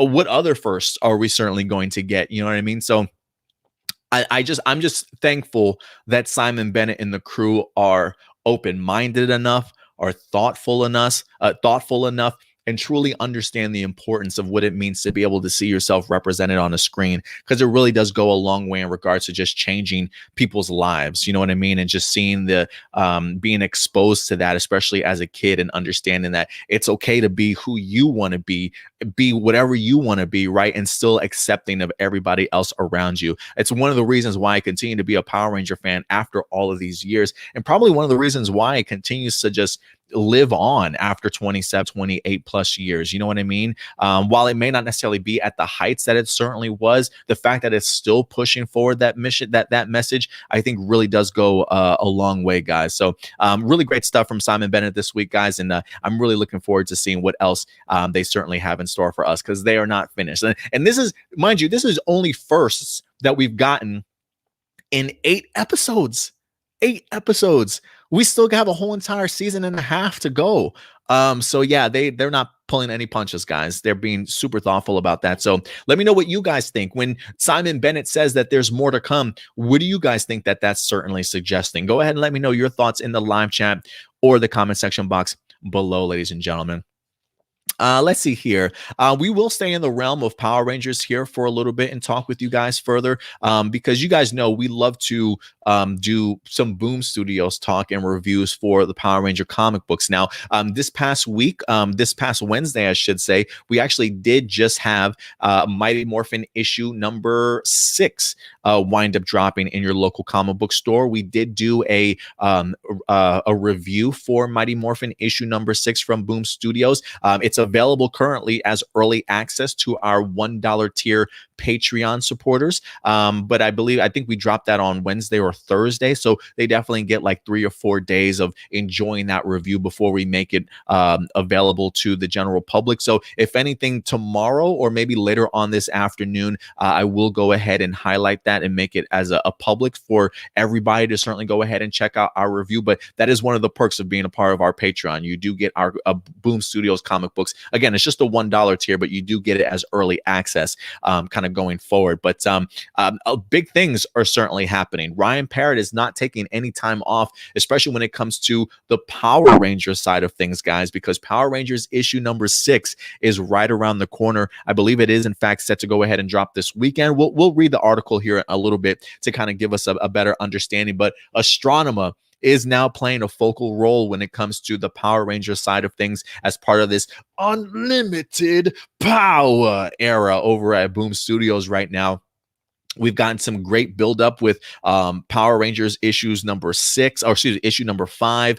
We even got the Heir to the Darkness one shot that we wind up getting that focuses solely on Astronema. And that episode or that issue dives right into Power Rangers issue number 6, guys. So we got plenty to certainly look forward to. But let's go ahead and check out this preview here. I will go ahead and pull up some of these preview pages so you guys can see them firsthand in here. But based off of what the Boom Studios website says, here's the synopsis. So it says, the Omega Rangers have formed an uneasy alliance with Lord Draken and now must trust Astronema and Ecliptor in order to survive. But do the would-be princess of evil and her mentor have something else planned for their new allies? It does say here, I'm trying to see if there's a release date on here. It just says it's in stores April. It will be available April 21st. So yeah, it's this upcoming weekend, guys. So Power Rangers issue number 6 will be available April 21st, this upcoming Wednesday for you guys also. And just getting the opportunity to glimpse some of these preview pages. I love the fact that they're actually bringing back Simone Ragazzoni as the artist, along with the colorist and Igor Monti. It seems as though we have like 2 different sets of creative teams on this particular issue. So you definitely still have your Power Ranger creative team in the artist Francisco Mortarino, and then the regular colorist Raul Angulo. But it seems as though anytime that we kind of go back to the flashbacks for Astronema or start kind of telling her story a little bit, just based off of the fact that we saw the artist Ragazzoni and the colorist Monty teaming up in that Heir to the Darkness, the fact that they carry over her story into Power Rangers issue number 6, I think it's great that even for the flashback sequences that they bring back that that creative team, because I was really impressed with their Heir to the Darkness, just artwork in general and storyline.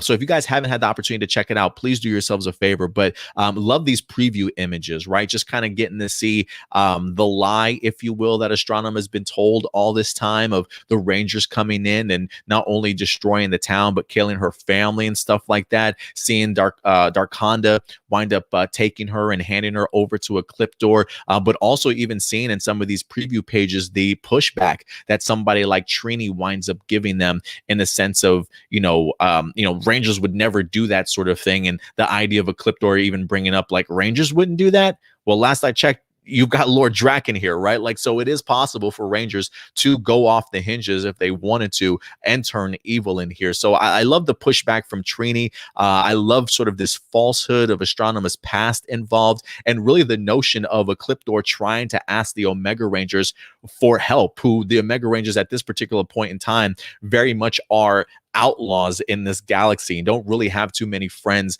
on their side. But the fact that they now have to rely on a clip door, or maybe contemplate the idea of helping them, that just fascinates me overall in regards to where this storyline is certainly going. And to see Astronema very much in a younger phase of her life, I'm loving what Ryan Parrott is certainly doing here, and I'm really looking forward to it. So guys, April 21st will be here before you know it. Go ahead and pick it up from your local comic book store if you can. Power Rangers issue number 6 continues the story of our Omega Rangers here. And if you can't go to your local comic book store and you want to go ahead and get it digitally, Comixology.com is a great source for that as well, guys. So definitely go ahead and check that out whenever you get the chance to. Man, this coffee just hits the spot. There's a place out here in Fort Worth called Summer Moon. I don't know if you guys have, if there's anybody in the Dallas area or the DFW area, maybe you're familiar with it, but pretty good stuff. Nice little alternative from Starbucks, if you will. Probably just as expensive, to be honest with you. But anyway, it's good stuff. All right, guys, we're going to go ahead and transition over from our Power Ranger talk to some tokusatsu talk, ladies and gentlemen, which we're going to kick off with Zenkaiger, which, mind you, I just realized today, and thank you to the real Matt Hunt over on Twitter. He always has great insight in regards to the tokusatsu world, honestly. He actually brought it to my attention. I saw one of his posts on Twitter that the 2 miniseries special of Zenkaiger's, Zenkai Red, the introduction to Zenkai Red, has officially been subbed in English. I'm so happy. Yes. Found it on tvnihon.com. So I'm probably going to go ahead and watch that 2-parter this weekend and hopefully have a review up for you guys before we get to our episode 7 review for Zenkaiger. Okay. So I am going to try and watch the 2-parter in here. I've been so highly anticipating the appearance of Zenkai Red, and just see just how much of a role he plays, not only in this 2-parter, but if he even gets brought back for the season itself, who certainly knows. But I'm still waiting for the movie to be dubbed. I have a feeling we'll probably have wait some time before then. But the Zenkai Red miniseries is supposed to take place between episode 6, which we just reviewed this past week, and episode 7. So I am going to try and make sure that I have those reviews up. I might just do it as one review, right, for episodes 1 and 2 together. So look for that before we get to our Zenkaiger review on Tuesday. And I would like to say something real quick, guys, if I can, just a quick PSA. I was not the biggest fan of Zenkaiger episode 6.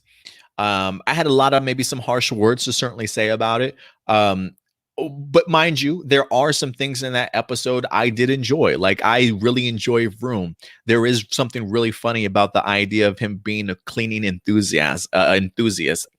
I also really enjoy just some of the laughter that was provided to me by Majin in regards to learning that she's clumsy and maybe not necessarily the cleanest person in the world, right? Not the most when it comes to character depth or anything that truly matters, but just in enjoyable moments. And then, of course, the big mysterious character in Stacy, who is going to have a much bigger pivotal role to play as we go forward in episode 7. Nice little tease to certainly look forward to. But outside of that, the episode really just did nothing to me. It was almost like a waste of my time, honestly. And I was kind of harsh on the episode. And I still stand by how I felt about the episode. But I wanted to say something real quick, because sometimes when it comes to the fandom and it comes to the community, I don't think people understand how to handle people disagreeing with you. You know, one of the things that I said in my video was, listen, while I wasn't the biggest fan of this episode, don't let my displeasure for an episode affect how you enjoyed it. If you enjoyed the episode, do me a favor in the comment section, guys, after this video airs, let me know what you loved about this episode, right? Like, what is it that maybe that I'm missing that I didn't necessarily connect with, but connected with you guys, right? And instead of people taking the time to express how much they enjoy the episode or what really stood out to them that they found appealing to them, no, they didn't even bother to do that. Majority of the time, it felt like, and that's not all the comments, but there are a couple of comments in there that really just took the time out of not understanding why I didn't like the episode. Going so far to say, well, if you didn't like this episode, then you maybe Super Sentai is not the franchise for you. I'm like, what? Like, just because I didn't like one episode, all of a sudden I don't understand what Super Sentai is all about. I know Super Sentai doesn't provide something new every episode. I know Super Sentai does have their filler episodes. Doesn't mean I have to be okay with every episode that comes out and be accepting of it, right? Like, there are some episodes that just don't hit me the way that it might hit you. And guess what? That's fine, because TV is subjective. Everybody's going to feel certainly a different way. But it just boggles my mind that people spend more time on criticizing why I don't like something instead of actually talking about the good aspects of the episode and explaining to me why they like the episode, focusing way too much on my negatives and instead of their positives. And it's one of those things where I don't get it sometimes. I truly don't get it. And I wonder to myself, maybe they don't want to tell me anything positive about the episode because maybe there really wasn't anything great about the episode to get boastful and boastful about, right? Like, it's almost making me feel like they're almost um making my opinion even that much stronger. The fact that you hate on me, or you got to attack me because of the fact that I didn't like the episode, but you can't come up with a couple things of your own as to why you like the episode. Like, I'm not one of those people that is just going to go with the flow of things. I'm not going to like an episode just because it's the cool thing to say. I'm always going to be honest and open with you guys and very candid about my particular feelings, and you can agree and you don't have to agree, and that's perfectly okay. But don't focus on all of my negatives. If there's something I'm missing, please highlight the positives about the episode that you appreciated. And who knows, maybe you might convince me to look at the episode a little bit differently. Maybe revisit the episode and kind of look at it with a different, fresh pair of eyes. But the idea of coming onto my channel and commenting that I'm the problem, that maybe I'm just searching for things, like, you clearly have not watched an episode that we've done here at A Plus Morphinominal. It feels like that's your first glimpse. Like, you watched 2 minutes of the review and you just bailed and left the comment sort of thing without fully hearing me out or seeing what I've done in my past reviews and things like that. So I fully get Super Sentai. And I fully understand that Super Sentai is not going to have an incredible episode that's going to have a ton of detail each and every week. But they are going to have crappy episodes, and it's okay to call a crappy episode out when it is a crappy episode. So I'm not going to fall in line with all the other foot soldiers and make you feel good about an episode because you liked it when I didn't. I'm always going to be honest with you. You can take it or you can leave it, right? But when I ask you to populate the comments with the good things, it's because I don't want to be overly negative about an episode. I want people to be able to enjoy it and express the good things that they liked about something. So let's not focus so much on negatives, even though I may not feel a certain way about an episode. But when I ask you to please give me some of your positive thoughts and what worked for you, that's all I'm asking for. So, to each their own, right? It's just my opinion. You certainly have your opinion, but I think people just have to understand how to have discussions about things and not just bash people or call me crazy because I didn't like an episode that you liked, right? There is a way to approach people and have discussions, even if we don't see eye to eye on one particular episode. So I just wanted to make that, because while we don't get a lot of dislikes on our videos here, I do feel like we got 3 dislikes on our other channel. I feel on our other video for the Zenkaiger episode 6. I feel like that's the most that we've certainly have gotten in a while.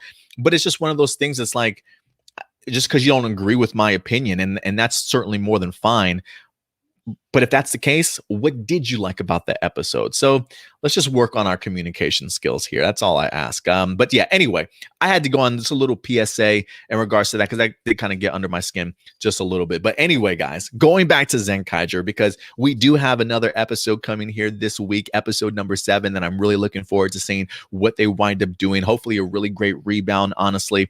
But guys, there's more to come. And they plan on introducing to us a brand new 6th Ranger here a lot sooner than I certainly expected. And that is, in fact, going to be in Twokaiger. So when it comes to Zenkaiger, Twokaiger has in fact been revealed here. It looks like for an upcoming toy that they wind up having. Got the opportunity to look at some of the scans in here. And this is actually our very first look, as you can clearly tell that he's definitely taking some references here from most notably Gokaiger, our 35th anniversary season, if you will, and giving us a little bit of a Gold Ranger here. Also, we did get the opportunity. Here's a better photo of him. This is actually him in his, I'm assuming this is a vinyl action figure here for Twokaiger himself. Get to kind of see what it looks like. If I can be honest, I'm not the biggest fan of this particular design, but again, it is just only in a toy in a toy form, right? I have not seen it in live action. I have not watched it in movement. So I am going to hold majority of my judgment for this costume until I actually see it, right? So I can, I have the opportunity to certainly change my mind. I'm just saying, toy-wise appearances hasn't really grown on me yet, but who knows when we actually see it in live action, with lighting, in movement, it could look absolutely incredible. But regardless, I'm really excited to certainly see what this is definitely going to look like in person. So let's go ahead and talk about this just a little bit, guys, because we did get ourselves some new reveals, not only for Gokaiger, but a brand new Gokaiger or Zenkaiger for Mr. Twokaiger himself. Let's go ahead and look at some of the abilities here. So when I go to tokunation.com, it says we have our first look at the 6th Ranger of the 45th Super Sentai Kikai Sentai Zenkaiger. This is the Phantom Hero Twokaiger, a golden warrior with his own arsenal of Sentai gears. It says the Twokaiger will gain power from a unique fusion of 3 Sentai gears. So he's going to have 3 different gears that he can actually utilize to transform in. So the first version, this is Sentai gear number 19.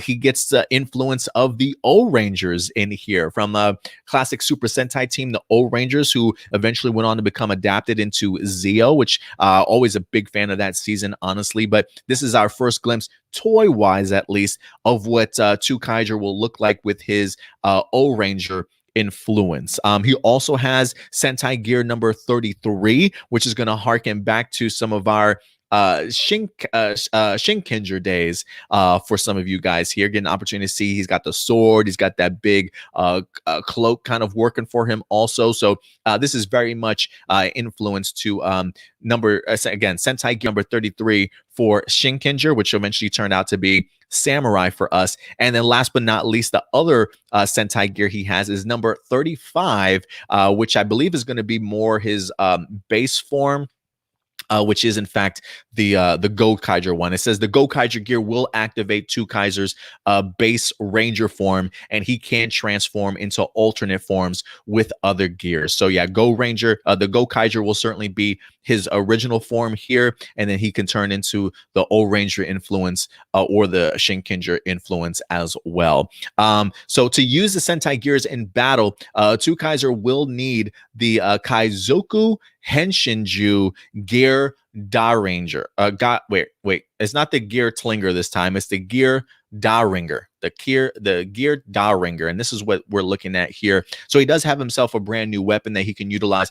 And if I can be frank with you guys, when I look at this design, one of the things that jumps out at me, and I don't know if this is a connection or not, or this is just me taking a leap here, but when I watched episode number 6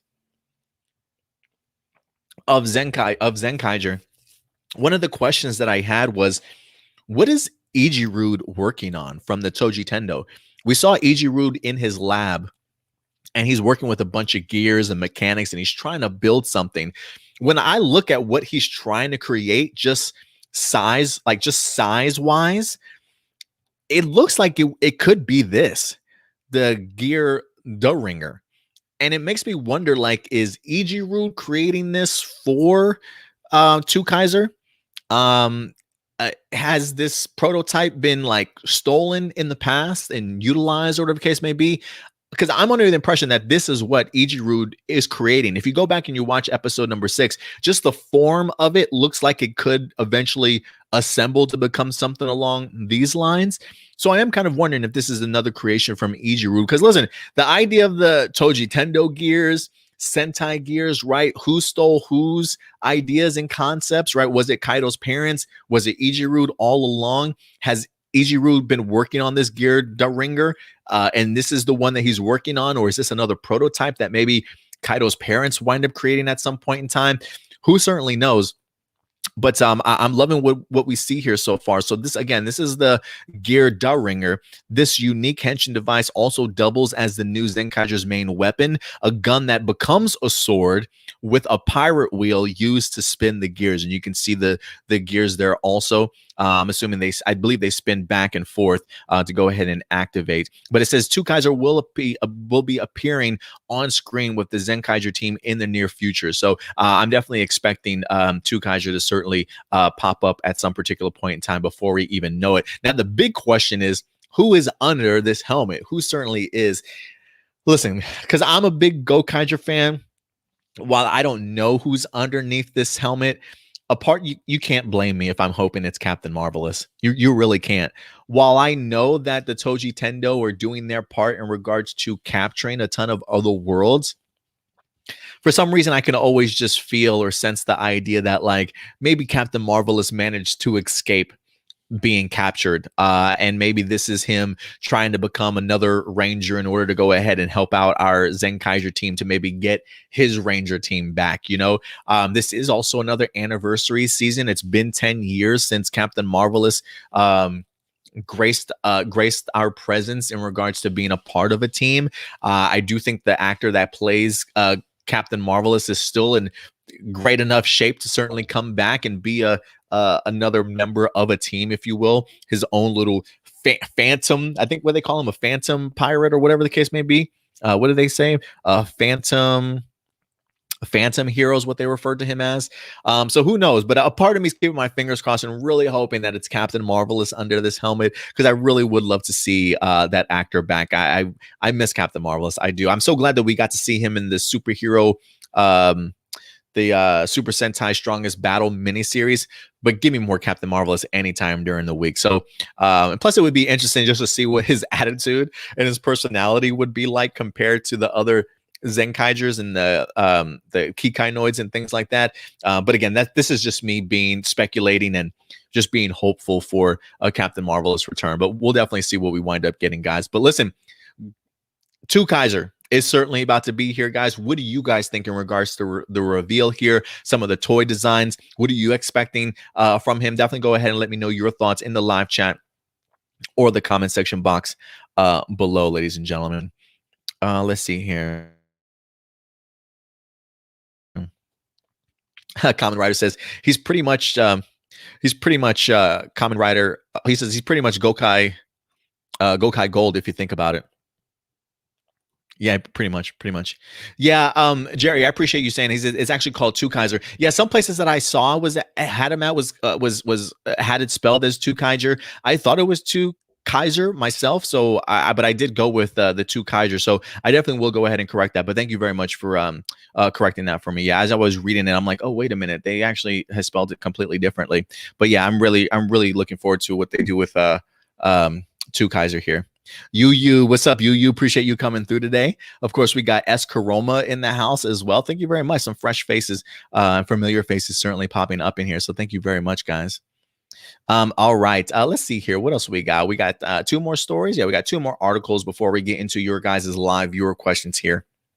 The next one up is going to be some movie trailers and TV show trailers here. Now, you guys know, while I certainly have not fully gotten into Ultraman, Ultraman has been a series that has piqued my interest. I've mentioned it quite some time that, I wouldn't mind going back and visiting Ultraman Z. I felt like that had a really great impact.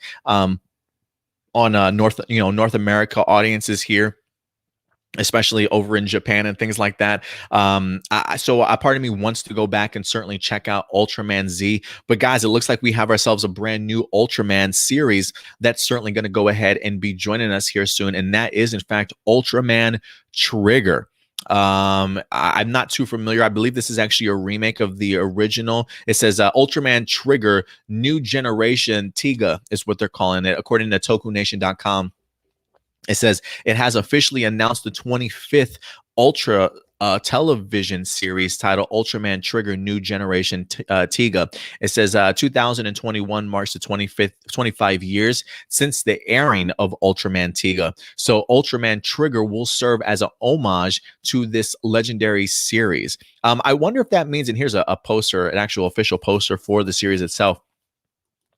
So when they say that, so Ultraman Tiga or Taiga went and actually aired 25 years ago.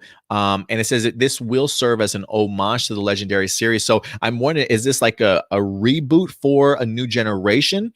Or is this going to be sort of a sequel to that in a sense? I don't know. Ultraman Taiga, I'm not too familiar with it, but I did want to go ahead and at least highlight it a little bit for you guys here, because they did have a trailer that wind up dropping for it. So let me see if I can actually pull this up here so we can watch this along. I don't believe I have the audio on just for copyright issues,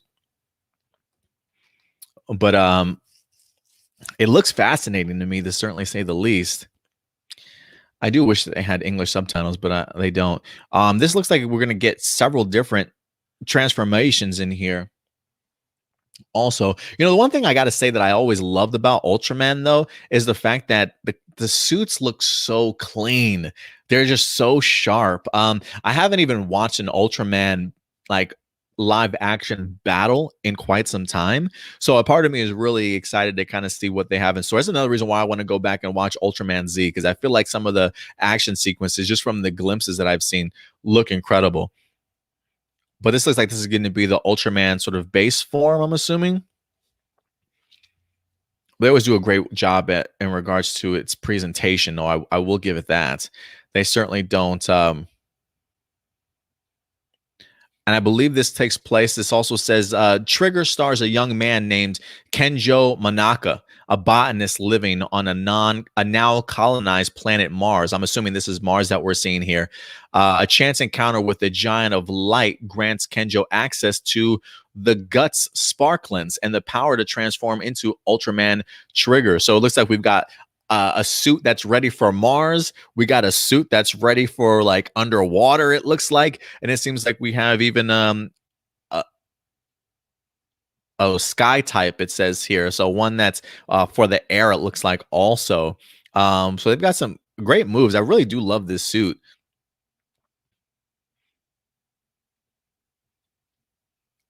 Yeah, they don't play around. Oh, and you get to see all the badass weapons that it has. It looks like each form has its own individual one too. I mean, look at the action pieces already. Yeah, man, I'm gonna have to check out this season for sure. Maybe this will be our first leap into the Ultraman world, and maybe we'll do some. Yeah, maybe we'll do some Ultraman reviews here in the future. Who certainly knows? I'm looking forward to it. But here's a better look, if you guys wanted to, at some of the brand new forms that we have. I'm assuming on the very far one of these, I can't remember which one. I think maybe the middle one is the base form. It looks like he's got a cool weapon where he can pull out the two swords, or it looks like maybe one of the forms where the swords are actually split. It looks like it's combined. So it looks like it's one weapon, but it's actually a one weapon that actually has several different transformations, just depending on how it wants to use, as either a single blade, as this split blade, or even as like the double blade, maybe just kind of moving around the circle and maybe locking into place, sort of thing. So 3 different transformations here for Ultraman Trigger, and 3 different weapon concepts for him as well. So looking pretty sharp, man, looking pretty sharp. But yeah, that's the That's the trailer for Ultraman Trigger. I don't believe it gives us a release date yet. Oh, it does. It says Ultraman Trigger will officially premiere on Ultraman Day, July 10th, 2021. So, guys, mark your calendars for sure for a brand new Ultraman. Let me ask you guys, I would love to know in the comment section box below, if we were to review Ultraman, would you guys be interested? Is Ultraman a tokusatsu series that you guys would like us to certainly add to A Plus Morphinominal? I definitely would love to know what you guys think. If you think we should bring some more Ultraman to the show, to our channel, because we've yet to dabble in that world a little bit. And while I'm not too familiar with it, I wouldn't mind maybe learning a little bit more about Ultraman, or bringing somebody else in that knows Ultraman and wants to do reviews for the channel, or whatever the case may be. So we'll see. But I definitely want to know your guys' thoughts. With Ultraman Trigger set to go ahead and debut in July, would you guys watch it? Do you think we should certainly start doing Ultraman? Because I don't want to do Ultraman and then it gets like 20 views, and then nobody watches it. I want to know if there's a hunger for Ultraman on our channel at all. So definitely go ahead and let me know, and we'll definitely keep you guys posted as to whether or not we decide to go ahead and do Ultraman stuff. And then last but not least, guys, in regards to our last article for the day, we're still going to stick in regards to tokusatsu, as we've got some Kiramager news. You thought Kiramager was done? No, we still got Kiramager for you guys, as we in fact do have ourselves the upcoming Kiramager versus Ryusoulger movie certainly headed our way. Here you can get a glimpse of the actual poster itself. But this past week, we got the opportunity to see the trailer for the very first time. This film, Kiramager versus Ryusoulger, is officially scheduled for a release on August 4th. So we still certainly have some time before it winds up dropping for us. But if you guys have not had the opportunity to go ahead and check out the trailer, let me go ahead and pull up the trailer for you guys. Again, I won't play the sound because I'm not trying to get that copyright on me, man. But first and foremost, I do love the fact that it seems as though we're going into a little bit of a movie mode here.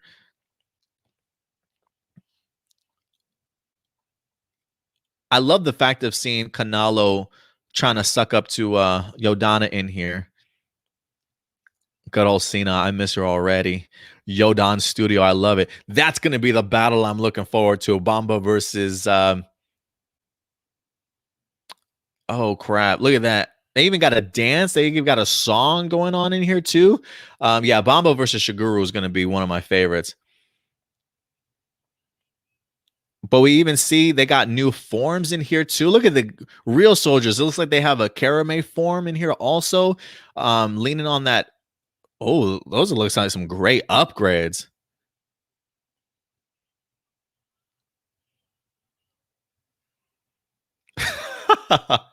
I love it. I love it. So yeah, it's looking pretty good, man. We actually, so when I look at this, let me go ahead and pull this up. This is from Toku Nation. It says the trailer for the upcoming Super Sentai crossover project, Kiramager and Ryusoulger, has been released. This new adventure sets both teams into a movie world where they must go through a variety of cinematic adventures to stop the spread of villains. Like, why do I feel like a lot of these team ups always tend to take place on like the movie set or the actual movie studio of Toei? I feel like almost like it's like the best place to just make crossover stuff. So the fact that we're getting the opportunity to see these two teams kind of stuck in cinematic universes, I think should be a lot of fun, honestly, just to kind of see everybody take up a different particular role. But yeah, I mean, you tell me Bamba and Shiguru are going to have a sort of samurai battle. Yes, please. I'll definitely go ahead and take that. Kanalo and Yodana, even if it's just briefly, is probably worth the money of admission alone. But you get the opportunity to see here that they're going to be power-ups in this episode, in this movie. Also, not only does the Careful Arrow Go power up pop up in here for Kiramagers, but the Ryusoulgers take a big step forward of themselves as we get the glimpse of one of their power ups. It says the trailer also reveals a new power up form for the Ryusoulger team dubbed the Karame form. So they definitely are taking the highlights of the gems, and not quite sort of the Excalibur mode that we recall from Ryusoulger, but definitely some hints at it, with the armor, the shoulder pads, especially this time the cape as well. This cape clearly a little bit shorter, but I love the way that this looks, and just from the trailer alone of getting to see it in action, it looks pretty spectacular as well. So I think it's a great design, and one that I'm really looking forward to seeing how it comes across on screen when we get the opportunity to watch it. So yeah, man, while I wasn't the biggest fan of the Ryusoulger series, I am going to be interested to see how they get along well with the Kiramager team and how that bond particularly is. Like, I think there are some really great characters in Ryusoulger that I think when they actually meet up with Kiramager should probably have some really great chemistry, and I would definitely want to see how they kind of all get along. But yeah, Cena and Seo, keep an eye out for Kanalo, because if Yadana doesn't want him, he's coming after you too. It just don't matter. If you're a woman, yeah, he got his eye set on you. But it should be fun, to certainly say the least. I'm assuming he still has yet to get married and is still looking for love. So regardless, though, I think the idea of them being in the cinematic universe actually sounds like a pretty fun adventure, if you ask me. But guys, what did you guys think about this particular trailer? Did it pique your interest? August 4th certainly can't come soon enough. But hopefully when they eventually do have this dubbed in English, we'll go ahead and provide a review for you guys as well. So let me know what you guys think about the Zenkaiger review trailer in the in the comment section box below, or in the live section as well. Yu says, yes, I miss the Kiramagers. You and me both, Yu. I really do. I certainly don't mind Zenkaiger. There have been a couple of episodes I've been really big fan of. Some episodes that I've just been feeling, okay, not too bad of an episode, It hasn't quite captured me quite yet like Kiramager has, but every season certainly hits people differently, and I definitely do miss the Kiramager team. So anytime we get to see them back for any reason or another, I'm here for it.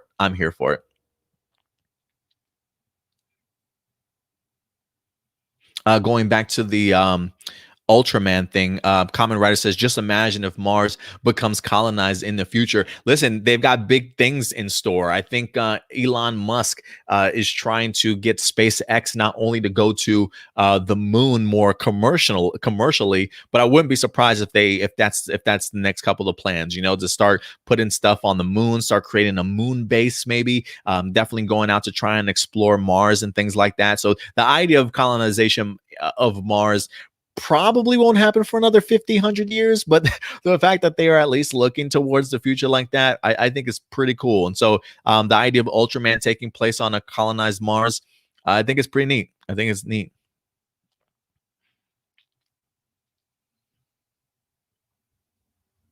So Rav definitely likes the idea of Ultraman reviews. So at least I know I've got one person that would be down for it. Oh, my name is Carl. What's up, Carl? Appreciate you coming through, man. I was wondering if you were going to pop in here today. So Rob also says, what do you think, Adam? Should Ultraman appear in some capacity in the MCU? In the MCU, no. In the MCU, no. Marvel Comics, maybe. I know Marvel has been producing their Ultraman comics. Maybe they are trying to include him in there, but I'm okay if he doesn't pop up. When you say the MCU, I think of the cinematic universe, right? Not just the comic books. So right now, no, I think you've got plenty of characters in the MCU to certainly tell your stories about, but I wouldn't be surprised if he gets a little bit more involved when it comes to the Marvel comics. Can you imagine Ultraman becoming an Avenger teammate? That'd be pretty cool. Jerry, another supporter of an Ultraman review over here. Okay.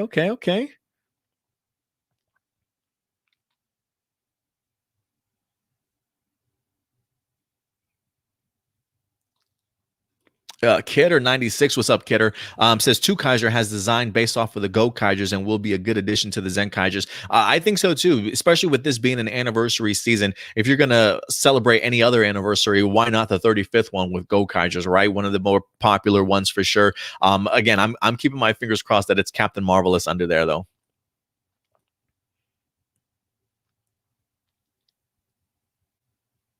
All right, guys. And with that, we're going to go ahead and move on to some other topics for the day. Well, not topics, but we're definitely going to go ahead and actually get into some of the live viewer questions for you guys. So let's go ahead and transition over to our last portion of the episode. we go ahead and get some of this stuff pulled up for you guys. So let's see here. I don't even know how many questions we got this week.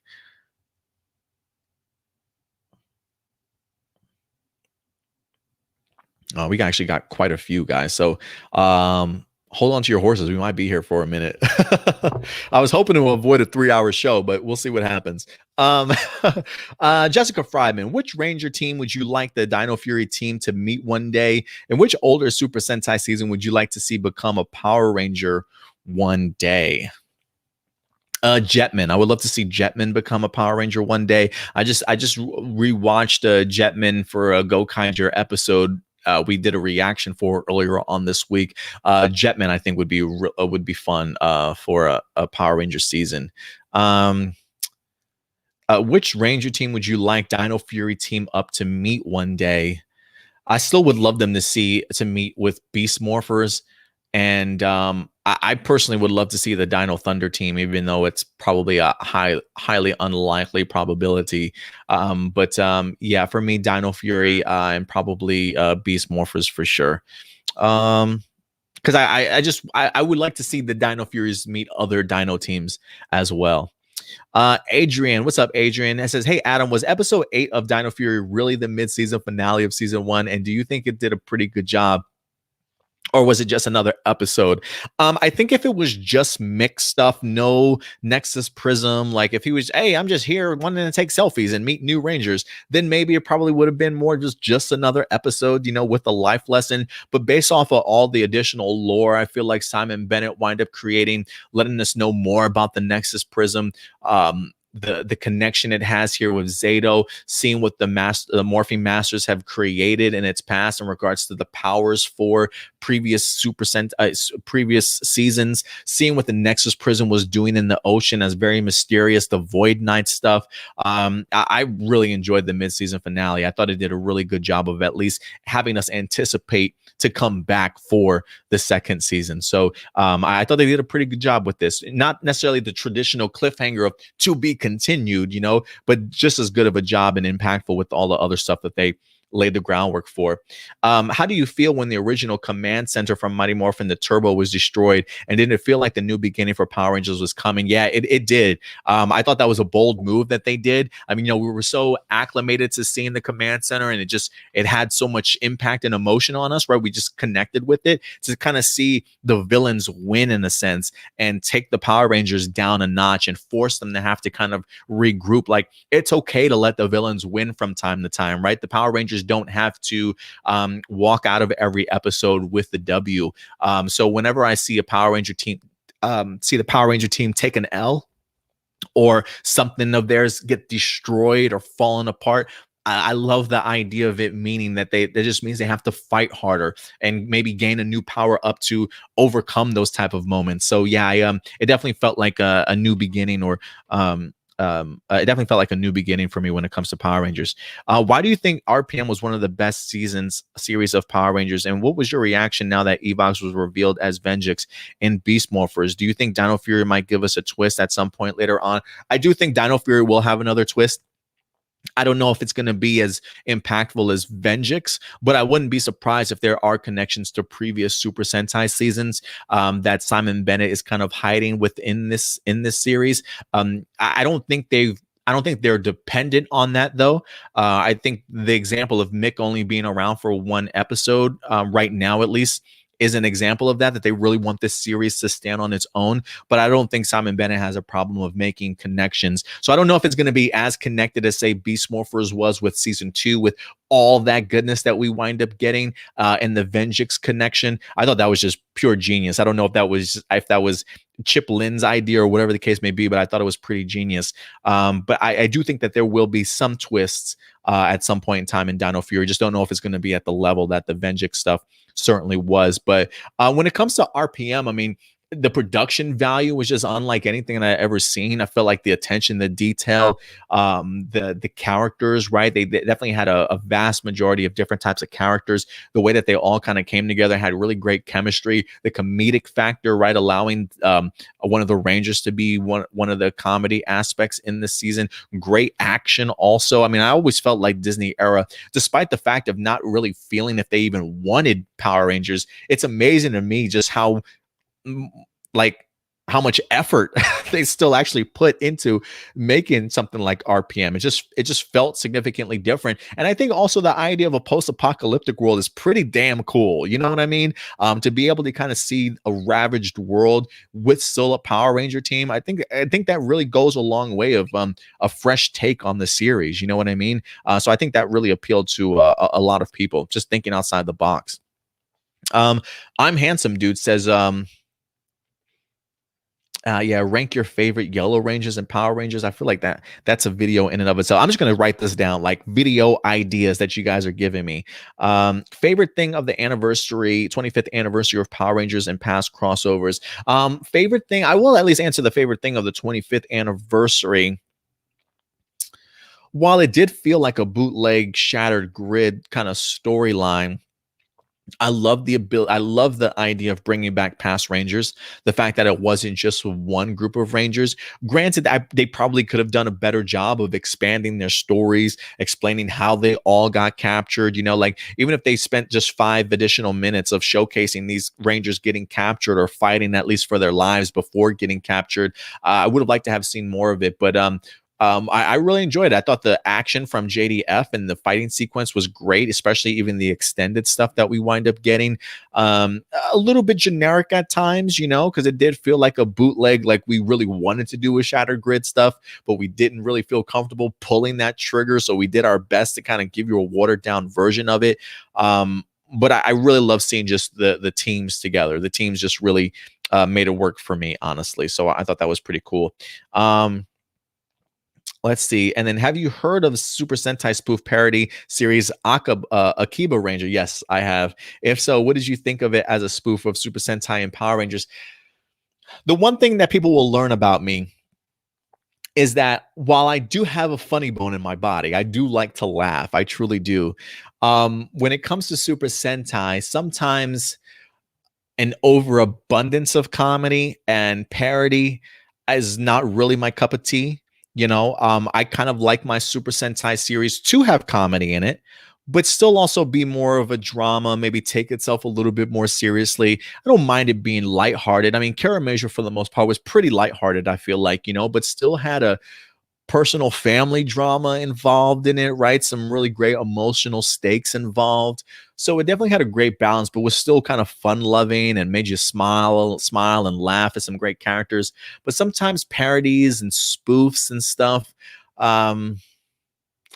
it doesn't do it for me as much. So while I'm aware of Akiba Ranger, I definitely laughed when I watched the first episode. For me, it just wasn't compelling enough, at least to keep me around.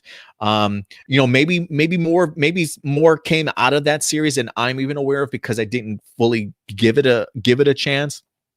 I actually really enjoyed the costume designs. I thought those were actually pretty brilliant on their part and how they created them. So I did like some concepts of Akiba Ranger, but it just wasn't enough to keep me fully invested. So, but if you guys liked it, I would definitely love to know what you guys certainly enjoyed about it. Like I said, I do love to laugh. I do have a funny bone. Some of my favorite comedies is I Love You Man, Forgetting Sarah Marshall, Anchorman, Wedding Crashers, Super Bad, right? Like just to name a few. So I do like comedies, but when it's just a parody and just a spoof, I don't know if I can fully get behind it and enjoy it as much as I would like to. But if there is more to this season than that, please go ahead and let me know what I'm missing out on. I have no problem in maybe trying to give it a second chance. Power Rangers Legacy has a couple questions. Why do you think Trent from Dino Thunder was considered the second best Evil Ranger after Tommy? And why do you think both Super Sentai and Power Rangers stopped doing Evil Rangers? You know, sometimes it's hard to outdo the OG Evil Ranger. You know what I mean? It just had a different impact, you know.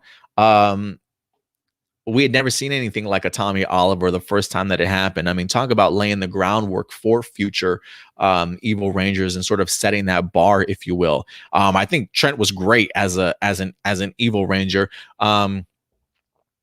So I think that's probably why. That's why I think probably Tommy holds that. Unless, I don't know if you guys put like the Psycho Rangers up there in the sense of as Evil Rangers. I feel like the Green Psycho Ranger has gotten a lot of publicity, if you will, over the years and being just a badass, being highlighted still in Boom Studios comic books and referenced from time to time. So I feel like he's having impact. If you consider him like an Evil Ranger, somebody that was evil. Unfortunately, I don't believe he turned good at any point in time. So I definitely would put him in there in regards to just Evil Rangers. But yeah, when it comes to Trent, I think maybe the only reason why he's considered the best is it's hard to outdo the OG when it comes to Evil Rangers, because he just did it the best back in the day. But you may think differently, but I just think that's probably why it's hard to catapult over somebody like a Tommy Oliver. Which season of Power Rangers is, and hell, Lord Draken, right? Another version of Tommy Oliver as an Evil Ranger probably is up there also. Which season of Power Rangers? And why do I think they stop? And why do I think that they stopped doing Evil Rangers? I don't know. I think we're about to get an Evil Ranger here in Zenkaiger in a sense when it comes to Stacy. I think just from the glimpses of the previews, an excellent costume looking for sure. So I am really interested to see what they do there in Zenkaiger, because I'm all about Evil Rangers. They may not want to overdo it, so I get that, but it's been a while. But yeah. Maybe they just want to leave Evil Rangers to being something special, not overdoing it and something that becomes like a trope every season of Power Rangers. We got to get that Evil Ranger involved. You know what I mean? Let's see here. You also say, which season of Power Rangers or Super Sentai so far has been excellent or behind, like adaptation-wise or the source material? Which season of Power Rangers or Super Sentai so far has been excellent or behind? I don't know what that means. Like adaptation-wise or the source material? I'm wondering if I'm just if the question is just written incorrectly. Like for me, I guess maybe in a sense, like for me, Dino Fury right now is so much better than Ryusoulger. I'm really enjoying what they managed to do with the adaptation. Even though when I think of Ryusoulger, I don't think that there was really. I say this, and I don't know if people agree with me or not. I always say this. I always think like people that appreciate Ryusoulger, I wonder if they binged it compared to watching it week to week. Because for me, watching Ryusoulger week to week was like pulling out my fingernails, man. It was rough. It was rough to get through. I always felt Ryusoulger was very much a copy paste print season, like just a ordinary surface level sort of Super Sentai series. So the idea of adapting Ryusoulger always seemed interesting to me, because there was a lot of freedom if you wanted to, as Simon Bennett and the writers, to kind of tell the story around that, if you will. And I think that Dino Fury is doing an amazing job so far in regards to it being excellent and maybe above even its Super Sentai counterpart. Beast Morphers, barely behind Go Busters, maybe just barely. I mean, those two seasons were neck and neck for me, but I enjoyed the utilization of the Buddy Roids a little bit more in Go Busters than I did when it comes to Beast Morphers. So both seasons had great villains in Blaze and Roxy, especially for its first season also. So I put it just behind Go Busters, but Go Busters was another great season for me that was excellent compared to Beast Morphers also. I'm sure there's probably a couple other ones also. Shinkenger maybe a little bit better than Power Rangers. I feel like for me, it's rare that I find a Power Rangers season, at least based off of the ones that I have seen. It's rare for me to find a season of Power Rangers that's better than its counterparts. But if anything came close, it's definitely Beast Morphers. As in regards to, like, for me, it's pretty much on par with Go Busters for me, with Go Busters getting that edge slightly. But Beast Morphers for me is like the clear better of the two as of right now. But again, that's only 8 episodes in. We'll see what happens, right? Hopefully this season doesn't drop the ball. And you say, what do you think of Power Rangers Beast Morphers now as a series? And did it do justice by doing something new that any past Neo Saban era seasons And which other Super Sentai season do you think is at the same level as Beast Morphers? Yeah, I just kind of answered that for you. Oh, not counting Go Busters. Oh, not counting Go Busters. Honestly, if I had to pick a Super Sentai season that kind of reminds me of Beast Morphers, I probably would say Kiramager. You know, like not taking itself too seriously, really lighthearted, a great cast that you just kind of fall in love with, right? Um, gives you a really solid and enjoyable season. Doesn't like kick you on your ass. Like, holy, what a fantastic season this was. I really enjoyed Kiramager a lot, and I really enjoyed Beast Morphers a lot too. So yeah, if I had to say, I would say like if there was any Super Sentai season that was on par with Beast Morphers, probably Kiramager for me. I really enjoyed Kiramager. As far as Beast Morphers now as a series, it's one that I still really enjoy. I thought they knocked it out of the park with the first season. I thought the cast was great. I still wish that the cast kind of stuck around. As much as I love the cast here, it was the first cast in a really long time that I actually wanted to grow with and have around and stick around for additional more seasons and see how they would grow into their characters.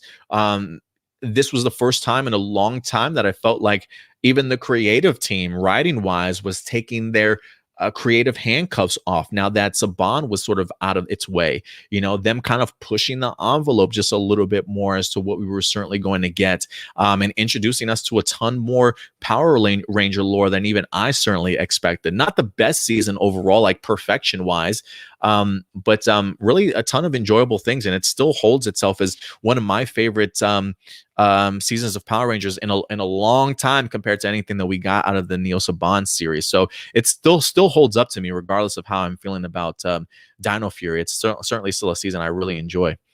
Johnny Marrero's got a couple questions. Do you love the rivalry between Izzy and Boom Tower? I do. I'm a little bit bummed that we may not see it anymore now that Boom Tower is defeated. You know, in Ryusoulger, he does come back maybe one or two more times, I think, maybe just for brief appearances in like its own weird way. So I don't know if Simon Bennett and the crew are going to take that exactly from Ryusoulger and bring them back. But I did always love the rivalry between Izzy and Boom Tower. So I'm wondering who Izzy's going to get sassy with now next time that they have a fight with. But I always feel like Izzy's always sassy in battles. You know, she's always got those one-liners and those pushbacks and things like that. So I am eager to see who she's going to start picking on next, honestly. What was your best part of the mid-season finale of Dino Fury? Probably the Zato and the Nexus Prism stuff for me. Again, just from a direction point of view, the idea of them emphasizing the idea that the Prism has its own mind and the fact that it is kind of alive for Zato to be able to connect with. I really love just that point of view that we see from the inside of the Prism, kind of looking at Zato, even scanning to see the other Rangers and stuff, like it's aware of its surroundings. I think that was just really cool, and just to kind of embark on more of that morphing masters and getting to see the inside of the morphing grid that just looks incredible, and to see that lore that Simon Bennett continues to build. Probably my best part of the mid-season finale. Do you think the original Rangers like JDF, Austin St. John, David Yost, and Amy Jo Johnson will return for a new Power Rangers shared universe for future new TV shows and movies from Jonathan Entwistle? Yes, I do think that they would. Would they? Yeah, I do think that they would. I'm kind of hoping that they will. You know, despite the fact of them mentioning Jonathan Entwistle rebooting and reimagining the world of Power Rangers, I don't think that completely excludes the idea of forgetting the history and what came before you, right? We may not get cool lore building and world building like Simon Bennett's kind of doing for us, but I wouldn't be surprised if like the movie references past Power Rangers seasons, right? Or we get a glimpse of flashbacks from past seasons.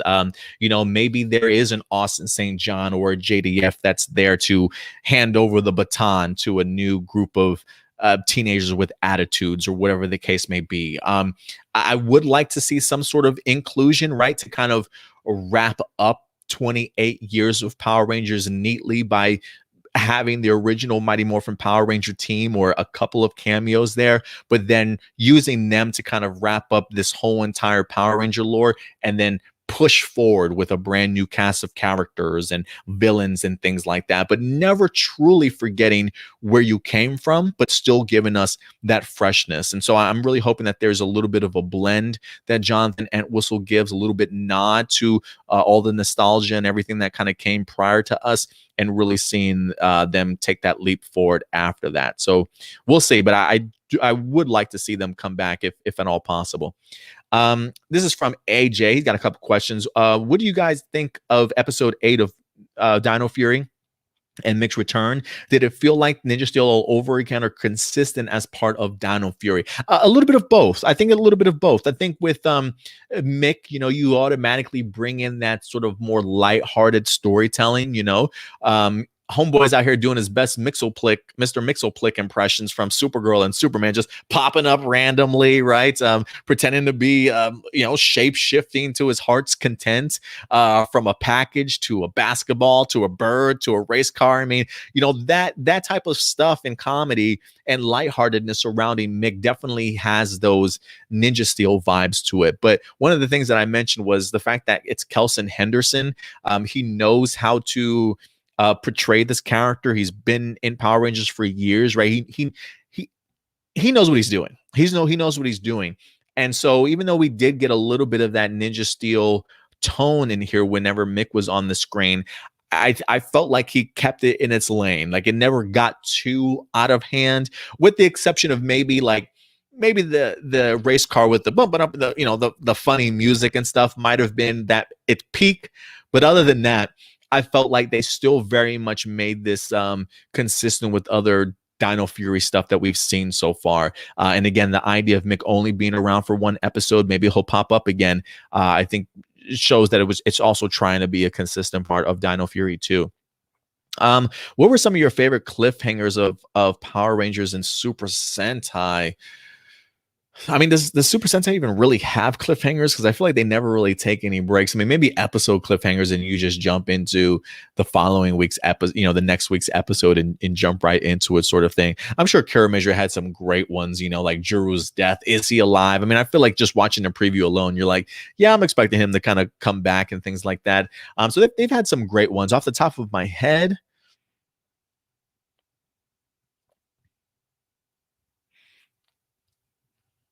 oh, I thought recently, I thought the Beast Morphers one was pretty cool, of Devin finding out that his father was Evox. I thought that was a cool revelation for them too. I can't think off the top of my head. I'll have to think about that one though, AJ.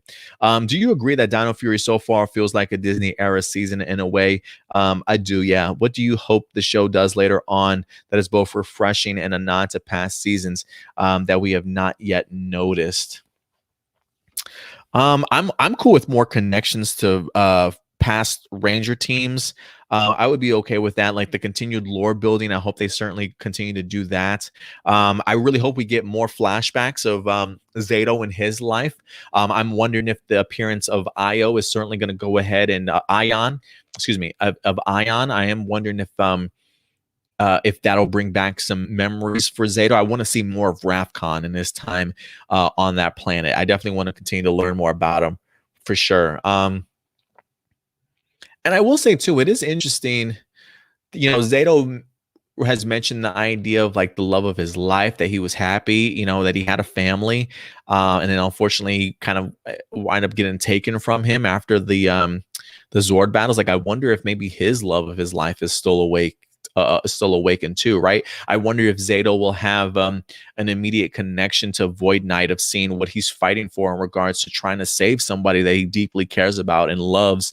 And I'm wondering if that'll make a connection with Zato, in a sense of like, I know what that feels like, to lose somebody that you love and willing to do anything to try and bring them back and save them and protect them. So it definitely adds to a little bit of a great storytelling, and wondering how this is going to happen for Zato and Void Knight. So I'm that's one of the aspects that I'm really looking forward to, that they explore a little bit more in the future seasons. And then also, I want to see more about Warden Buzzkill and Javi. I need to know that story between those two. The way that Warden Buzzkill just kind of, or Warden A-hole at this point, came across his kids, clearly showing favoritism between the two. I am wondering where that animosity towards Javi certainly comes from. I'm really hoping that they dive into that.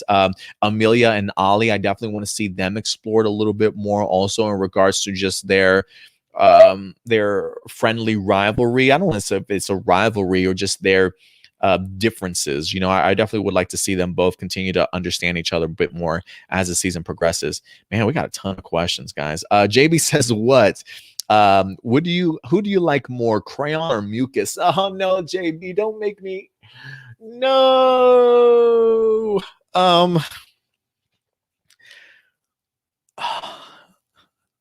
Who do I like more, Crayon or Mucus? Guys, I never thought I would say this. Mucus. I'm really liking Mucus a lot more right now. Not a lot more, but because damn, Crayon and Bomba were my favorite characters in Ryusoulger. But I guess I do love Crayon. But I think what's winning me over is the fact that they've adapted Crayon so damn well in this show with Mucus. From the voice actress that plays him to the great dialogue that they give her every single episode, she's just a treat. She's just a treat. And it's that kid lightheartedness about Crayon that I fell in love with, you know, that always brought great comedy. Then I want to see what happens now with Mucus when the next general and Weisel winds up sort of coming into play here, because they had a great chemistry and connection between the two when in Ryusoulger. So I am kind of curious to see how Mucus is going to feel attached to somebody like a Weisel character. So right now I'm leaning Mucus. I'll have to see how the remainder of the season goes, but they've done Crayon justice. I'm so thrilled. I'm so thrilled that they did. Do you think Void Knight is either human or an alien? I was leaning human. But when they reference the wife or companion to Void Knight as Santora, that just doesn't sound like a human name to me. I mean, maybe it's a human that fell in love with an alien. Who knows? But I was originally leaning human, but now I'm starting to lean alien. We'll see. I might my thoughts might change halfway through. We'll see. Doomsday's got a question. Do you feel like Dino Fury is the first season of Power Rangers to use a lot of slang words, even referencing that Rizeto needs a team dictionary? Yeah, I feel like they definitely are trying to. What do the young kids say these days? Trying to be more hip? No, I don't know. But no, I definitely do feel like they're very much more relevant to today, if you will. Why didn't you like Super Dino Charge as much as Dino Charge? For me, I felt like it was just trying to do maybe too much in its second half of the season. You know, when you're trying to introduce so many characters, it's really hard to balance everything. And it just felt more like it ended up becoming like a, hey, what type of toy sales can we make sort of season? And it just kind of jumped the shark a little bit for me in regards to that being a little bit more outlandish than I thought it was going to be, just compared to what we got in the first season. It felt a little bit more grounded, a little bit more understanding to the characters. But when you get into the second season and you're like flooding us with a bunch of characters, things kind of tend to get lost on me a little bit. So I just think it could have been handled a lot better. And when you've got that number of Rangers, it's difficult to stay focused, you know. And so it just felt like it was a little bit all over the place for me, unfortunately. When Zato and the other Rangers were learning about Nexus Prism, did you enjoy the vibes of an anniversary season? And did you feel the explanation was like a prequel to Ninja Steel, where the prism comes down to Earth and into the Romero's yard? Absolutely. I wouldn't be surprised if it makes people view the first episode of Ninja Steel a little bit differently. You know, now that we do have some lore that's been built up and understanding the purpose, or at least the presence a little bit of how the Nexus Prism popped up there. I think now that we have a little bit more explanation, it might have people look at the first episode of Ninja Steel a little bit better. But yeah, I definitely got vibes of anniversary season here. Now, and anytime you get to pay homage to previous seasons, I don't think you can go wrong, especially when you've got great explanation and you've got great performers like Zato, Russell Curry and things like that, really hyping it up, honestly. I know that, and this is so thank you very much for your questions, man. I appreciate it. Next couple of comments and questions. Marcelino, what's up, Marcelino? He says, I know that everyone in the Ranger community, including us, always criticize the directors and writers of Power Rangers whenever they treat kids like idiots. But was there ever a time when you said, yeah, this is when was there ever a time where you said, yeah, if this element was inputted in Power Rangers, kids would not understand it? Not really. Not really.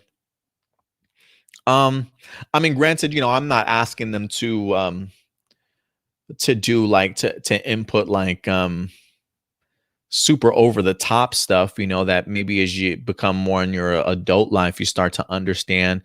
But just aspects of the show in general, I don't think they certainly should treat kids like they're idiots. I think you should just tell the story that you want to tell, and the kids will gravitate towards it. The kids will understand it, and if they don't understand it, I think they're smart enough these days to kind of do their own research. And if you explain it enough, I think you can explain it to kids without making them feel like idiots. You know what I mean? So yeah, I don't know if there was ever an element that was inputted into Power Rangers that I thought, maybe the kids wouldn't understand, type of thing. I've always been more or less of the idea of don't worry about it. Just tell the story that you want to tell, and the kids will follow. You know what I mean?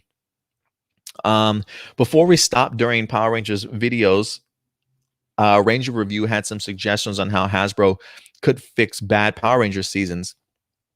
This includes Boom Studios adapting bad Power Rangers and giving them the Mighty Morphin treatment, or adapting a bad season into an animated series and making it a soft reboot and filling in the blanks, similar to how Clone Wars fixed the prequels. What do you think? I do like that idea. If you disagree with him, then take it up with him. He says, I'm just a guy's messenger. No, man. Even if I disagreed with him, like I'm not that type of person, man. I'm not gonna crap on you for throwing out something, a comment that the other person said. I mean, I kind of dig it. I don't necessarily know if I would go every bad season of Power Rangers to do something with it, but if there's a calling for it, yeah, I think that would be great. For me, I think animation realm would be really great. Boom Studios is kind of already doing that a little bit now, introducing more in space themes and whatnot. They brought, like, for instance, while Samurai wasn't my favorite season, the fact that they included Lauren in the Shattered Grid stuff, highlighting that season and her, I thought was a great shine, right? Might make people look at Samurai a little bit differently, or maybe even want to visit. So I do think it is important that Hasbro takes advantage of things like a Boom Studios or even animation form to maybe build up those characters from seasons that some people might have taken as bad, and see how can we flip this, right? Can we make this even more enjoyable? So yeah, no, I think that's a good idea. I think that's a great idea. You also say, I love team ups and cameos, and I always will, but I sometimes feel that they can harm a season by overshadowing the actual season. I agree with you. For example, I love Forever Red and Time Force Wild Force team up. But when people are asked what their favorite part of Wild Force is, it's almost always the team up. It's sad because of all the good stuff in the Wild Force besides the team up. What do you think? And do my opinions matter in this situation? I mean, your opinions always matter, not everybody will agree with you, but you're always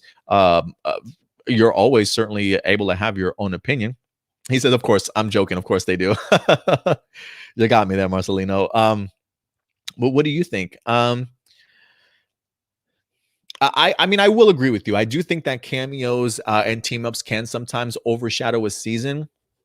But I think at least when it comes to Forever Red, I mean, you're also referencing one of the best team ups of all time. You know what I mean? So that alone, I feel like, is going to make people have people use that to overshadow Wild Force.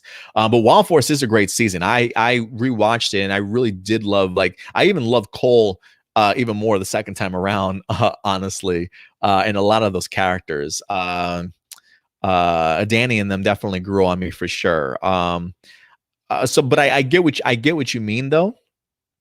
And they can harm a season. And I think that's one of the reasons why even something like this Dino Fury episode that we talked about, right, with Mick popping in as a cameo, the idea of him not being a mentor or sticking around as a regular, I think says a great deal about how Simon Bennett maybe even understands that notion that you mentioned, that cameos and team ups can overshadow things sometimes. And then all of a sudden it doesn't necessarily become about your season that you're trying to tell, but the great team up or cameos that you've had, you know?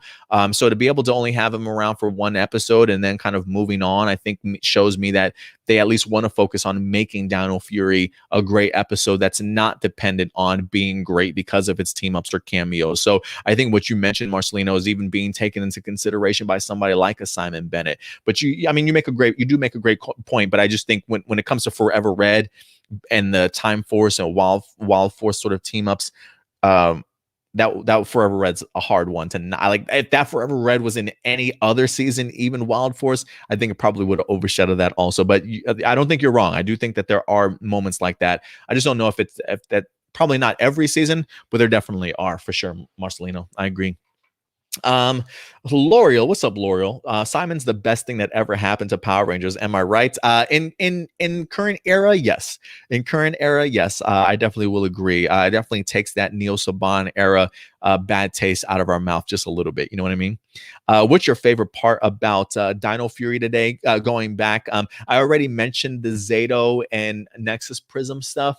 If I had to pick a second favorite moment, the Void Knight and the revelation of his wife in comatose stasis.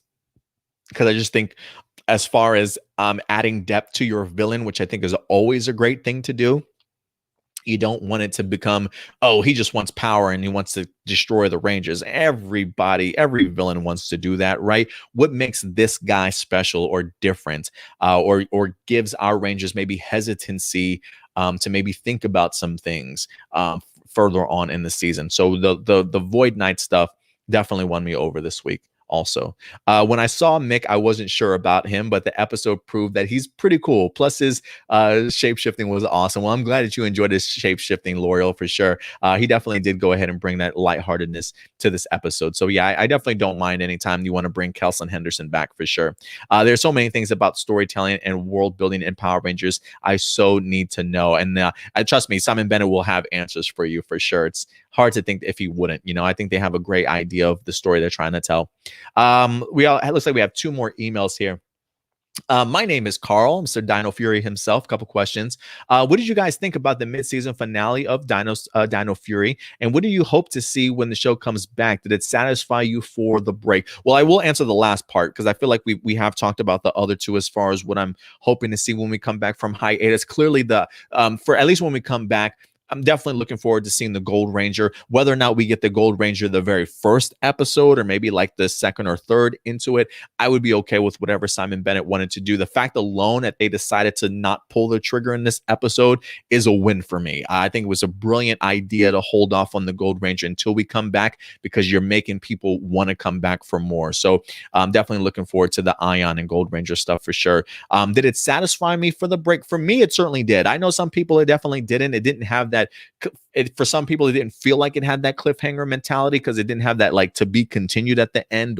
But I felt like there were a couple of jaw-dropping moments in here and still opening up some questions that I'm ready to really explore for the second half. So for me, that's a great sense of leaving people off in a break. Would you like to see more homages to past seasons, like old footage when they're used properly? Absolutely. I thought the usage of past footage in here was beautiful. It's a really great way also of trying to fill those voids of team up episodes and cameos when you can't get other people, right? If you own the footage, utilize it as best as you can. And they definitely have done that so far in this season, as we've seen a couple of flashbacks. Oh, excuse me, guys. Sorry about that. How do you think Aeon will be introduced as the Gold Ranger? And what do you want to see more of with Void Knight now that it's been revealed that he has a love interest who's in stasis? I want to see a flashback. I want to see a flashback if we're gonna get like I would love a Void Knight devoted episode. You know, if they're gonna eventually reveal, like I hope Void Knight is not. I hope maybe we get a reveal of Void Knight maybe by the end of the first season. I hope it's not a case of another reveal wait like the Venjix and Evox stuff. I hope they give us the reveal to who Void Knight is sooner rather than later.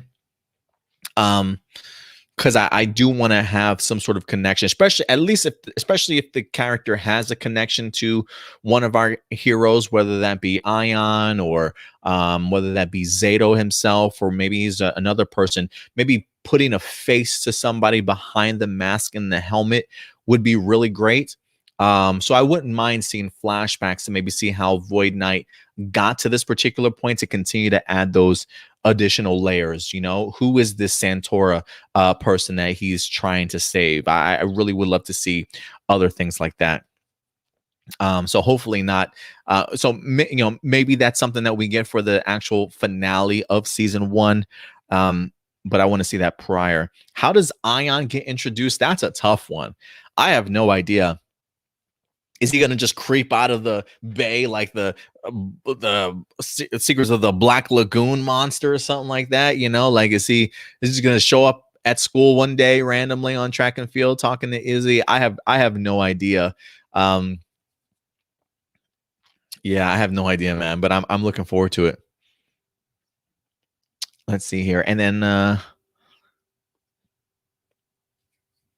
last question here from Jessica Friedman. Would you like to see a team Rangers defend other planet, and would you like to see Rangers series streaming app one day? Ooh, a Rangers series streaming app.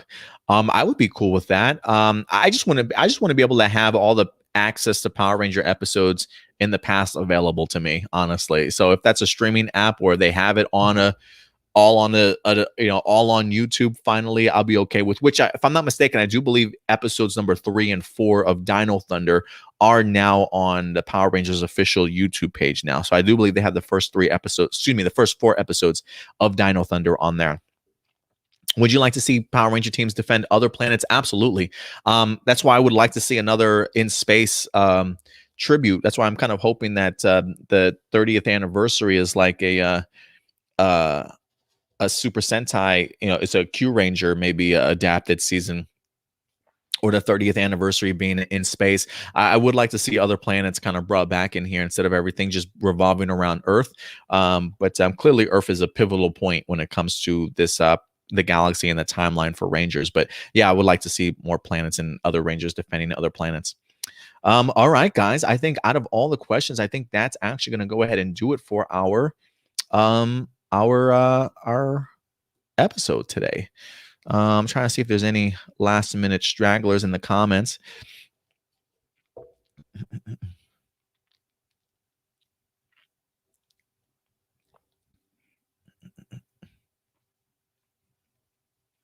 Trent does say, who's more sassy in your opinion, Roxy or Izzy? Roxy.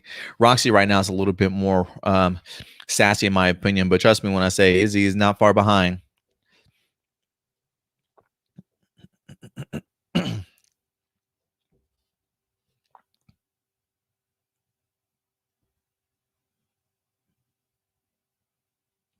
A common writer says, do you have a favorite Hispanic Ranger? Is Jake from Megaforce, is he Hispanic? If he is Hispanic, then Jake.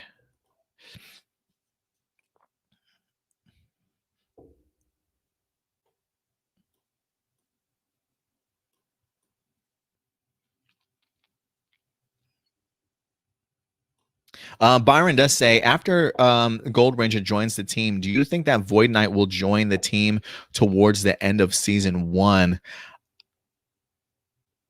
Oh, thank you, AJ. He's Arabic. I did not know that. Do I think Void Knight will join the team? I don't know. You know, there is a redemption story in Ryusoulger. No, no, I don't want to see him join. I don't want to see him join. I want to see his story told out, and the Rangers have to deal with that. Yeah, yeah. I hope he doesn't. But again, that's just me. The way, listen, Simon Bennett and the crew tell the story that you guys want to tell, and I'll take it as for what it is, and we'll just see how they pull it off. You know, it's all about execution. While I may not necessarily want to see a Void Knight redemption, um, I would be open to one if it's executed perfectly. You know what I mean? So I'm open to it for sure. Let's see here. Daniel, what's up, Daniel? Appreciate you coming through. Do you think the Morphing Masters will be shown as they created Ninjor? And do you think we will see more of the Morphing Masters? I do think that we will see more of the Morphing Masters. Yes, absolutely. I feel like we've seen them twice already, right? Within a gap of 8 episodes. So I think their impact will certainly be felt even more when it comes to Dino Fury. Do I think that they'll show if he created Ninjor or not? Wouldn't that be something? Wouldn't that be something else, though, if they did?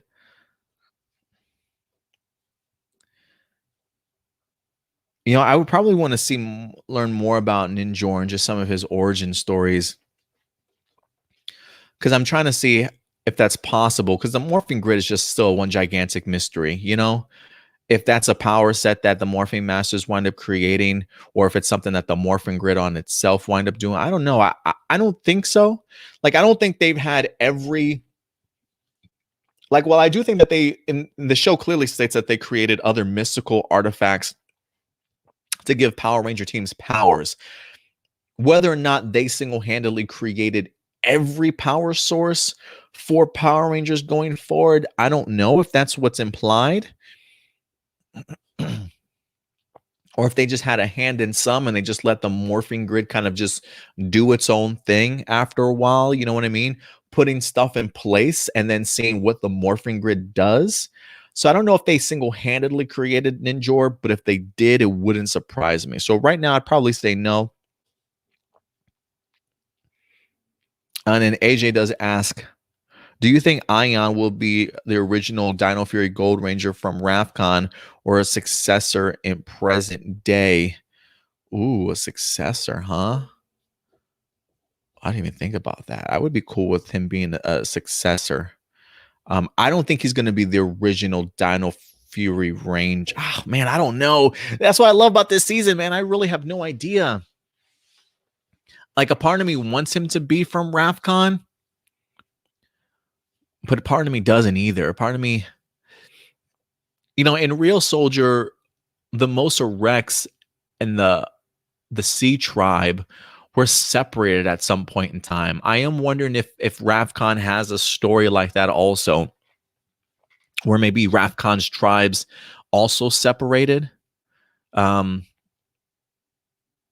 maybe he got sent here too. You know, when the other team left to come to Earth to go ahead and defeat the Sporix beasts. I wonder if he was like the sole Sea Tribe person that they said, you know, we've bestowed this opportunity for you to go ahead, and he's been in stasis the whole entire time. I would like him to be from Ravcon, but if he's a successor, I think that would be cool too. Also, I really would.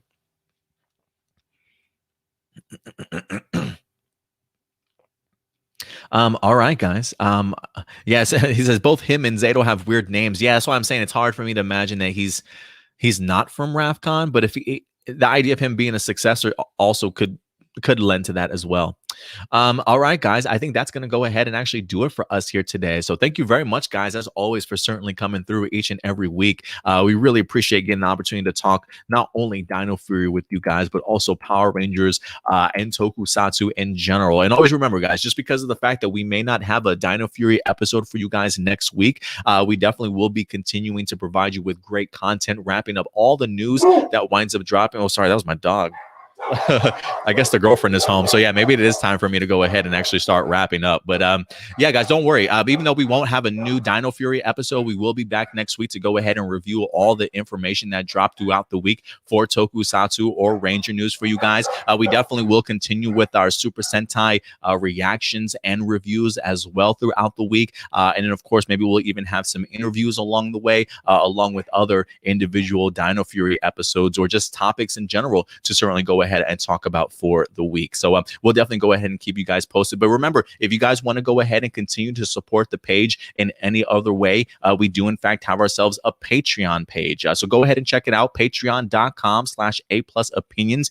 We've got early access and exclusive content for our Power Rangers site and A+ Morphinominal, along with A+ Hero Report as well on the same very page. So if you're a big fans of Marvel and DC or Star Wars or movies, we definitely have something available for you guys there as well. So I definitely would recommend you go ahead and check it out and support it out. So we got tons of tiers from $1 to $5 to $10 a month, whatever you're more comfortable with. That's certainly fine. But if you can't support us monetarily, what does go a long way is certainly hitting that bell notification, subscribing to our channel, and most importantly, that big thumbs up, liking our content and our videos.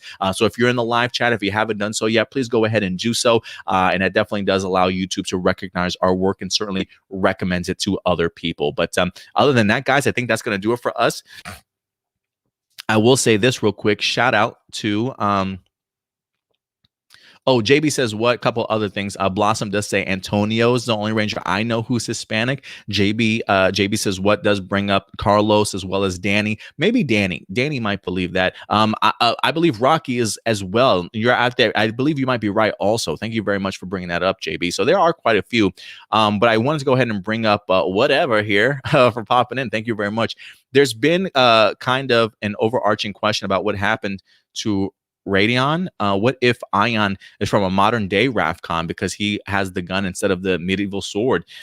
That's a great proposition and great theory as well. We'll definitely have to see. I haven't seen that one before as far as that storyline arc for Ion, but that's actually pretty cool too. So we'll see. Maybe goes into regards of that whole successor theme. You know what I mean? But other than that, guys, that's going to do it for us. If you want to follow us on social media, you can do so right here at A+ Opinions. Very active over on our Twitter account, along with our main page, which is our Facebook page. You can also check us out over on Instagram and Twitter. If you haven't subscribed to the channel, please go ahead and do so. We would love to have you a part of our family here, joining us, a fellow A+ers in our A squad here. So thank you very much, guys, for definitely going ahead and doing that. And of course, if you we'll definitely be back next week, so definitely look out for that. But other than that, that's going to do it for us. So in the meantime, do me a big favor, guys. As always, take care of yourselves, take care of each other, and as always, keep it A+. I'll talk to you guys later. Bye.